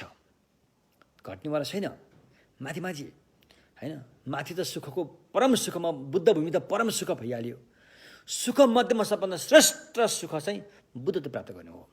त्योभन्दा माथि सुख कहीँ पनि छैन, श्रेष्ठ सुख हो त्यो। त्यो सुखमा पुग्दाखेरि पनि सुखकै बाटोबाट जाने हो। त्यस कारण तक्लिफ केही छैन। बुद्ध बन्नलाई तक्लिफ खासै केही छैन। धेरै शरीरलाई तडपाउनु पनि पर्दैन है, आरामसँग मनलाई चाहिँ तालिम दिइरहनुपर्छ। मनलाई चाहिँ जोड दिएको छ। शरीर र वचन भन्दा पनि मनलाई चाहिँ जोड दिएको छ होइन। शरीर र वचनलाई खासै ठुलो तक्लिफ दिइरहनु जरुरी छैन रे। शरीर र वचनलाई तक्लिफ दिएर धर्म गर्ने भनेको चाहिँ सम्यक मार्गबाट बाहिरका धर्महरू हुन्। बाहिरका अन्य धर्महरूले चाहिँ शरीरलाई चाहिँ बढी जोड तोडका साथ प्रयोग गरेको देखिन्छ। तर भगवानको सम्यक मार्गमा शरीरलाई त्यति तक्लिफ दिइँदैन होइन। शरीरलाई त्यति तक्लिफ दिँदैन, मनलाई नै जोड तोडका साथ तालिम दिएको हुन्छ। फरक यही छ होइन। यता कता अलिकति त छ भन, हामीले न्यून्य बताउँदाखेरि अलिकति नखाएर नपेर बस्ने यता कता फाटफुट त छ। तर समग्रमा हेर्ने हो भने शरीरलाई धेरै तक्लिफ दिएको देखिन्न। भगवानको सम्यक मार्गमा मनलाई नै तालिम बढी दिएको देखिन्छ। हो त्यो भयो।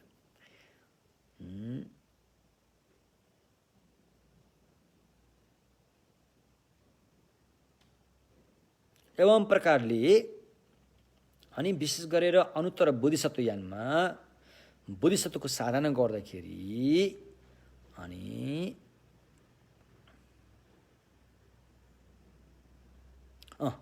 हो यहाँ छ। अब यसपछि चाहिँ हाम्रो चाहिँ 5 इन्द्रियका कुराहरू आउँछन्, 5 बलका कुराहरू आउँछन्, सप्त बोधङ्गका कुराहरू पनि आउँछन्। त्यस हामी क्रमशः अगाडि बढ्नेछौँ। आजले मायन सूत्र अलङ्कारको तमदेशनालाई यहीँ विश्राम दिँदै अब हामी कर्महेतु फलको बारेमा भगवान् बुद्धको केही कुराहरू हामीले बताउनेछौँ।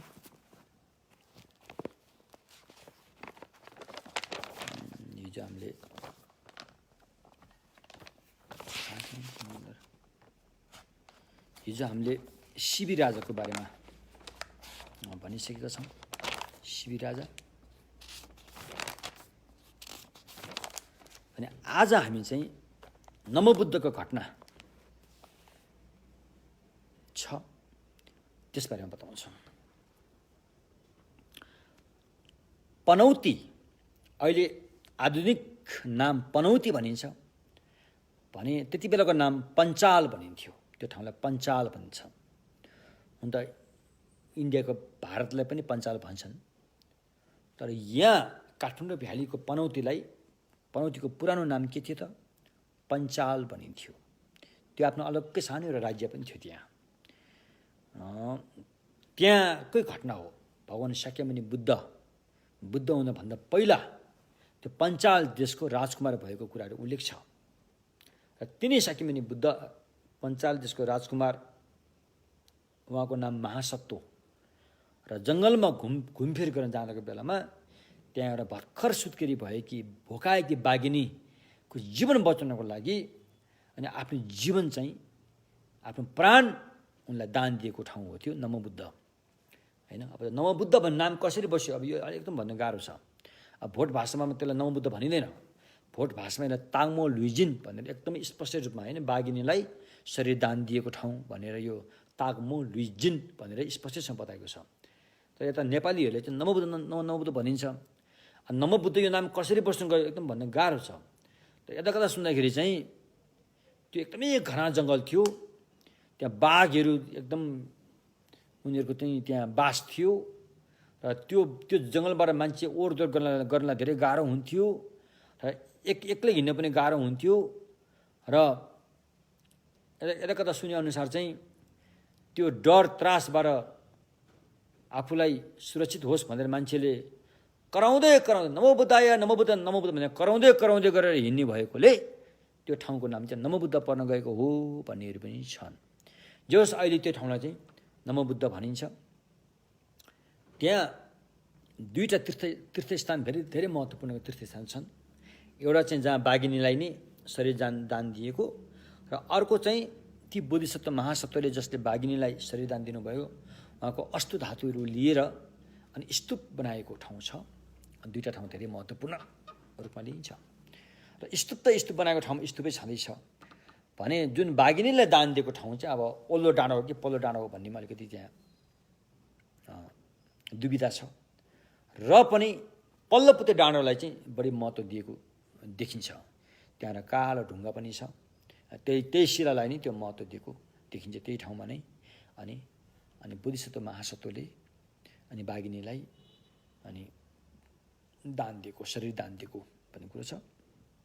त्यही कुरा अब यहाँ आउँछ। शाक्यमुनि भगवान बुद्ध श्रावस्तीमा विराजमान हुनुभएको थियो। श्रावस्ती भनेको अहिले इन्डियाको उत्तर नर्दर्न इन्डियामा चाहिँ त्यहाँ अहिले चाहिँ बहराइच भन्ने जिल्ला छ। बहराइच भन्ने जिल्लामा चाहिँ सहेटमहेट, अहिलेको लोकल नाम त्यो ठाउँलाई सहेटमहेट भन्दो रहेछन्।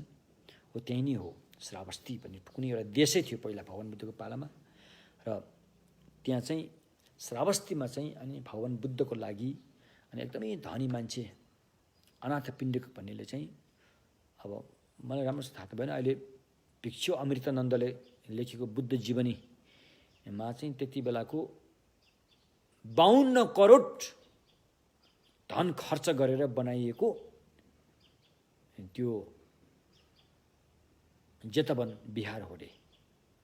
र भगवानको अधिकांश जीवन चाहिँ त्यहाँ बित्यो भनिन्छ कि 25वटा वर्षवास त त्यहीँ बिताउनु भयो भन्ने कुरा उल्लेख भएको छ।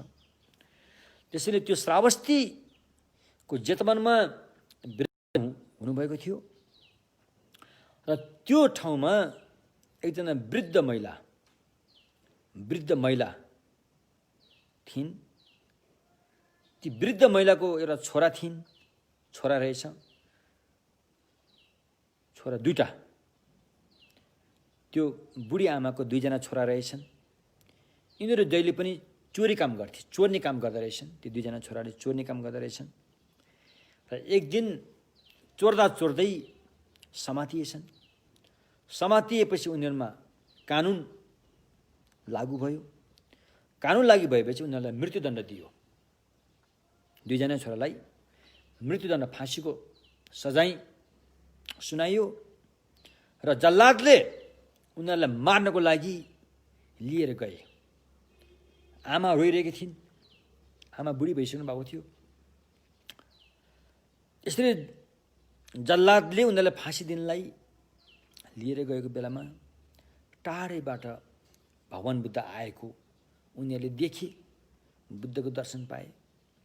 अनि त्यो आमा छोराले बुद्धको दर्शन पाएपछि ती भगवान बुद्धतर्फ फर्केर दण्डवत ढोक गरे र मनै मनले हाम्रो ज्यानको रक्षा गरिदियो भनेर ती दुईजनाले पनि मनमा त्यो भन्ठाने र आमाले पनि मेरो छोराको रक्षा गरिदियो भनेर भगवान बुद्धप्रति नमन गरे।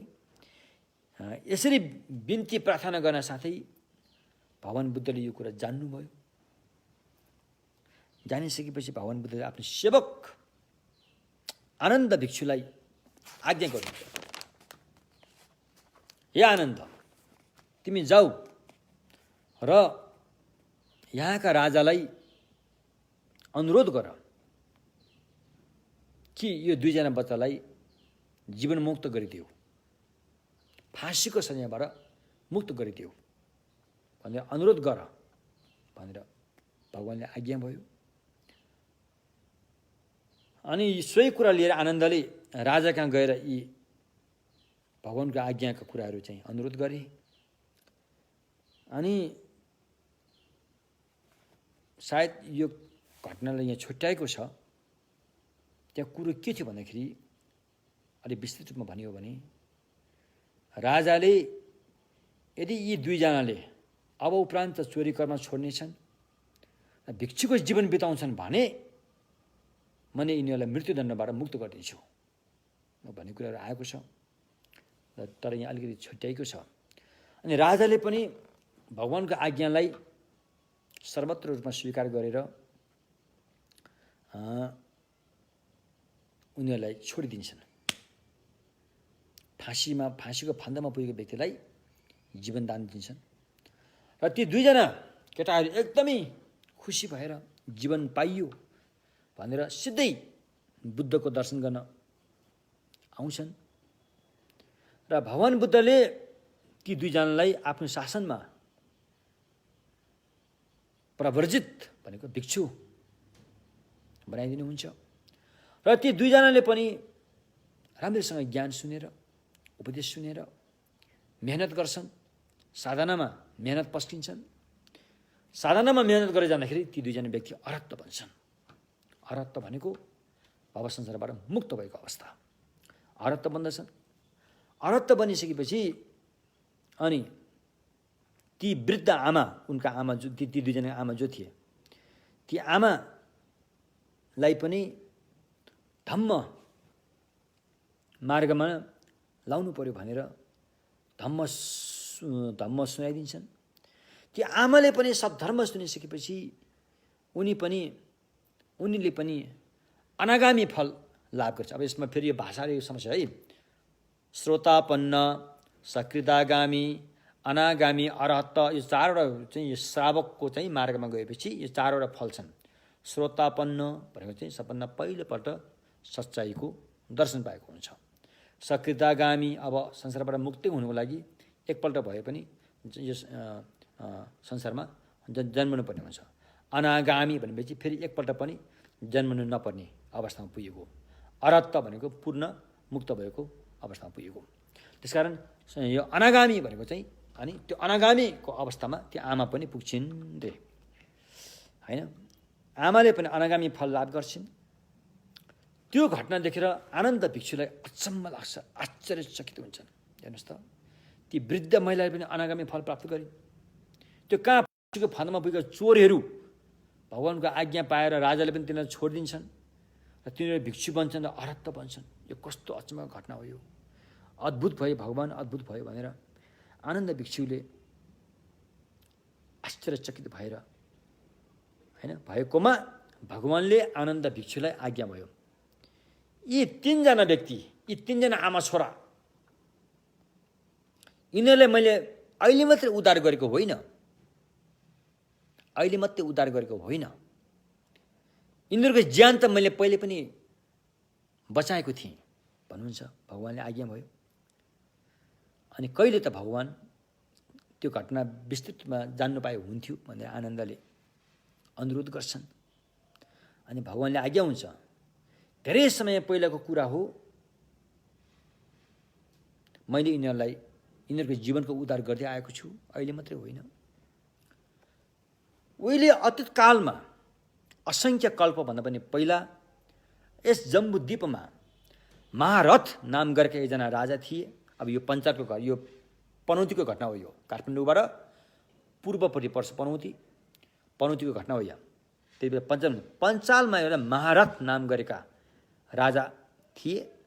उनका 3 जना छोराहरू थिए। ती छोराहरूको नाम के हो त? सबभन्दा जेठाको नाम होइन महाशब्द, माइलोको नाम महादेव र कान्छोको नाम महासत्व। 3 जना राजकुमार थिए र सबभन्दा कान्छो महासत्व उहाँ बोधिसत्व हुनुहुन्थ्यो। उनी एकदम पवित्र दयामायाको भावना भएका व्यक्ति थिए। उनीले सबै प्राणीहरूप्रति आफ्नै बच्चा सम्मानको भावना गर्न सक्थे। आफ्नै बच्चाको रूपमा उनी हेर्न सक्थे, जो महासत्व भनिन्छ उहाँले। र त्यति बेला राजा, रानी, मन्त्री, राजकुमार सबै अनि जङ्गलको भ्रमणमा घुम्न गएका थिए। यसरी जङ्गलमा घुम्दा घुम्दै ती राजकुमारहरू चाहिँ अलग्गै त्यो ग्रुपबाट छुट्टिए। उनीहरू त्यो ग्रुपबाट छुट्टिए, त्यो जमातबाट छुट्टिएर राजाबाट पनि छुट्टिए, मन्त्रीबाट पनि छुट्टिए, अन्य सेनाहरूबाट छुट्टिएर उनीहरू 3 भाइ मात्रै घुम्दै घुम्दै घुम्दै घुम्दै घना जङ्गलभित्र पुगे रे। घना जङ्गलभित्र पुगिसकेपछि त्यहाँ एउटा दृश्य देखियो कि एउटा बाघिनी भर्खर सुत्केरी भएकी होइन। एक दिन रात पनि बितेको छैन, भर्खरै सुत्केरी भएकी रहेछन्। दुर्बल भएकी, तर भोकाएकी, प्यास लागेकी। भोकाएको, प्यास लागेको अवस्थामा फेला परे र आफ्नो भोक र प्यास मेटाउनलाई आफैले जन्म दिएको बच्चाहरू खाउँ कि भन्ने अवस्थामा पुगेको त्यहाँ पाइयो।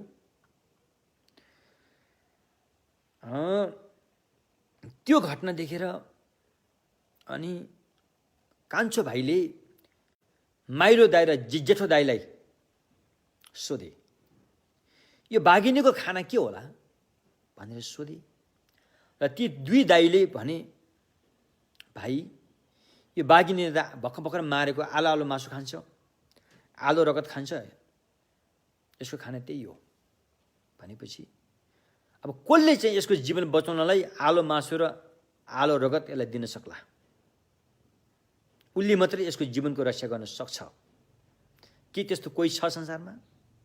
आफ्नो आलो मासु र रगत दिएर यी बाघिनीलाई रक्षा गर्न सक्ने कोही छ? त्यो त धेरै गाह्रो कुरा हो भनेर ती 2टा दाइले भने। त्यो धेरै कठिनको कुरा हो भनिसकेपछि कान्छो भाइको मनमा यस्तो आयो, अरूको जीवन बचाउनलाई आफ्नो जीवन बलिदान दिन नसक्ने त्यो कायर हो, त्यसलाई कातर मानिन्छ भन्ने उनको मनमा आयो। मुखले त भनेन, मनमा त्यो कुरा आयो। अरूको जीवन बचाउनलाई आफ्नो जीवनको बलिदान गर्न नसक्नु, त्यो त कायर मानिन्छ, त्यसलाई कातर मानिन्छ भने। किनकि हामी अनादिकालदेखि भव संसारमा यो जीवन लिँदै आइरहेका छौँ, यो यात्रा जारी छ, भौँतारिँदै आइरहेका छौँ। र हामीले यस्तो शरीर त असङ्ख्य किसिमपल्ट यो शरीर लिइसकेका छौँ। तर पनि यो शरीरले हामीले जहिले पनि के गर्यौँ त? दुरुपयोग गर्यौँ, सदुपयोग कहिले पनि गर्न सकेनौँ। जहिले पनि यो शरीरले अरूले हानि नोक्सानी हुनेमा मात्रै प्रयोग गर्दै आयौँ। र आज त्यो अवसर मैले पाएको छु, यो शरीरलाई सदुपयोग गर्ने अवसर मैले पाएको छु। समय आएको छ, यो अवसरलाई मैले गुमाउने छैन, मैले सदुपयोग गर्नेछु भन्ने उनको मनमा जाग्यो। आज मैले यो शरीरलाई अवश्य पनि सदुपयोग गरेर यो बाघिनी आमा र यसको बच्चाको ज्यान बचाउने छु भनी मनमा लिएर अनि उनीहरू त्यहाँबाट फर्किँदै गर्दा कान्छो भाइ पछि पछि थियो, दुईजना दाइ अघि अघि थिए र अलि यति आइसकेपछि दाइ मेरो केही काम छ, तपाईँहरू जाँदै गर्नुहोस्, म एकछिनपछि आउँछु भन्ने आश्वासन दिएर कान्छो भाइ महासत्व जो बोधिसत्व हुनुहुन्छ उहाँ पुनः फर्केर अघि त्यो भकाएको बाघिनीको गुँडमा आइपुग्नु भयो। त्यहाँ आएर अब यो बाघिनीको ज्यान कसरी बचाउने, मेरो आलो मासु आलो रगत खाएर तिमी बच भनेर ती राजकुमार तुरन्तै बाघिनीको अगाडि घोप्टो परेर ढले कि मलाई बाघिनीले खाओस् भनेर। उसले त बाघिनी एकदम दुर्बल भइसकेकी थिइन् भने उहाँ जस्तो महासत्वलाई उसले आक्रमण गर्ने कुरा पनि आएन। त्यस्ता महाकरुणा भएको व्यक्तिलाई कुनै पनि जीव जनावरहरूले तुरुन्तै आक्रमण गर्न सक्दैन। त्यस्तो परिस्थिति देखेर झनै उनीमा दयाको चाहिँ वर्षा नै भयो, करुणा जागेर आयो, झनै कठैबाट भन्ने भावना जागेर आयो।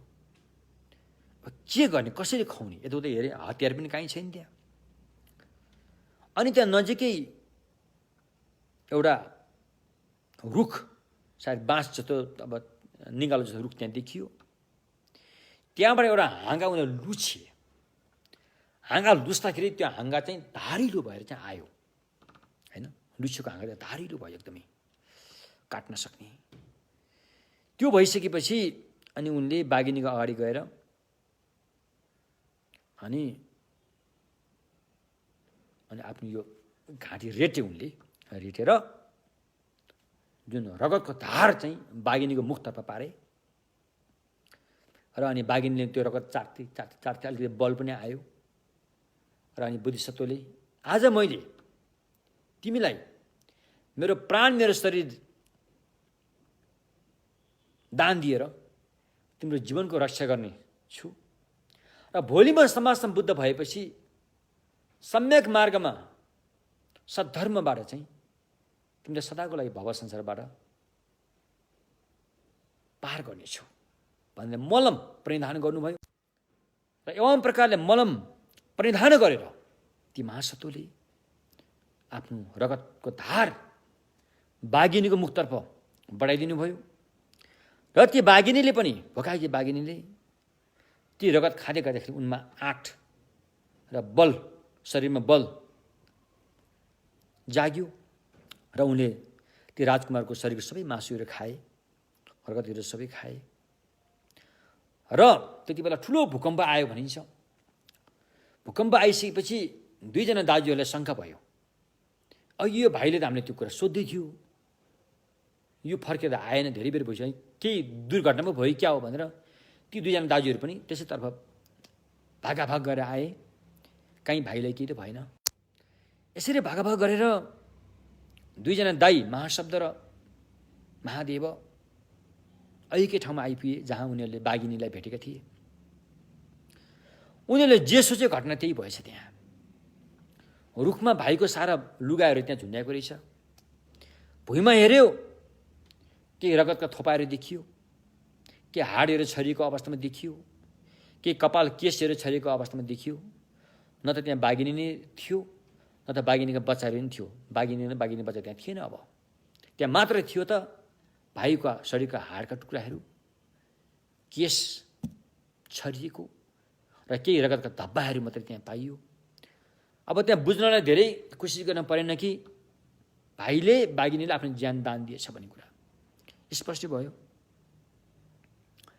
र त्यो भोकाएको बाघिनीले हाम्रो भाइ मारेर खायो भन्ने कुरा, मार्यो भने होइन कि भाइले आफ्नो जीवन दान दिएछ भोकाएको बाघिनीको जीवन रक्षाको लागि भन्ने कुरा बुझेर हामी किन मरेनौँ, पहिला किन यसो देख्नु पर्यो भनेर उनीहरू विलाप गर्न थाले। त्यति बेला आमाको सपनामा पनि यही देखिएछ।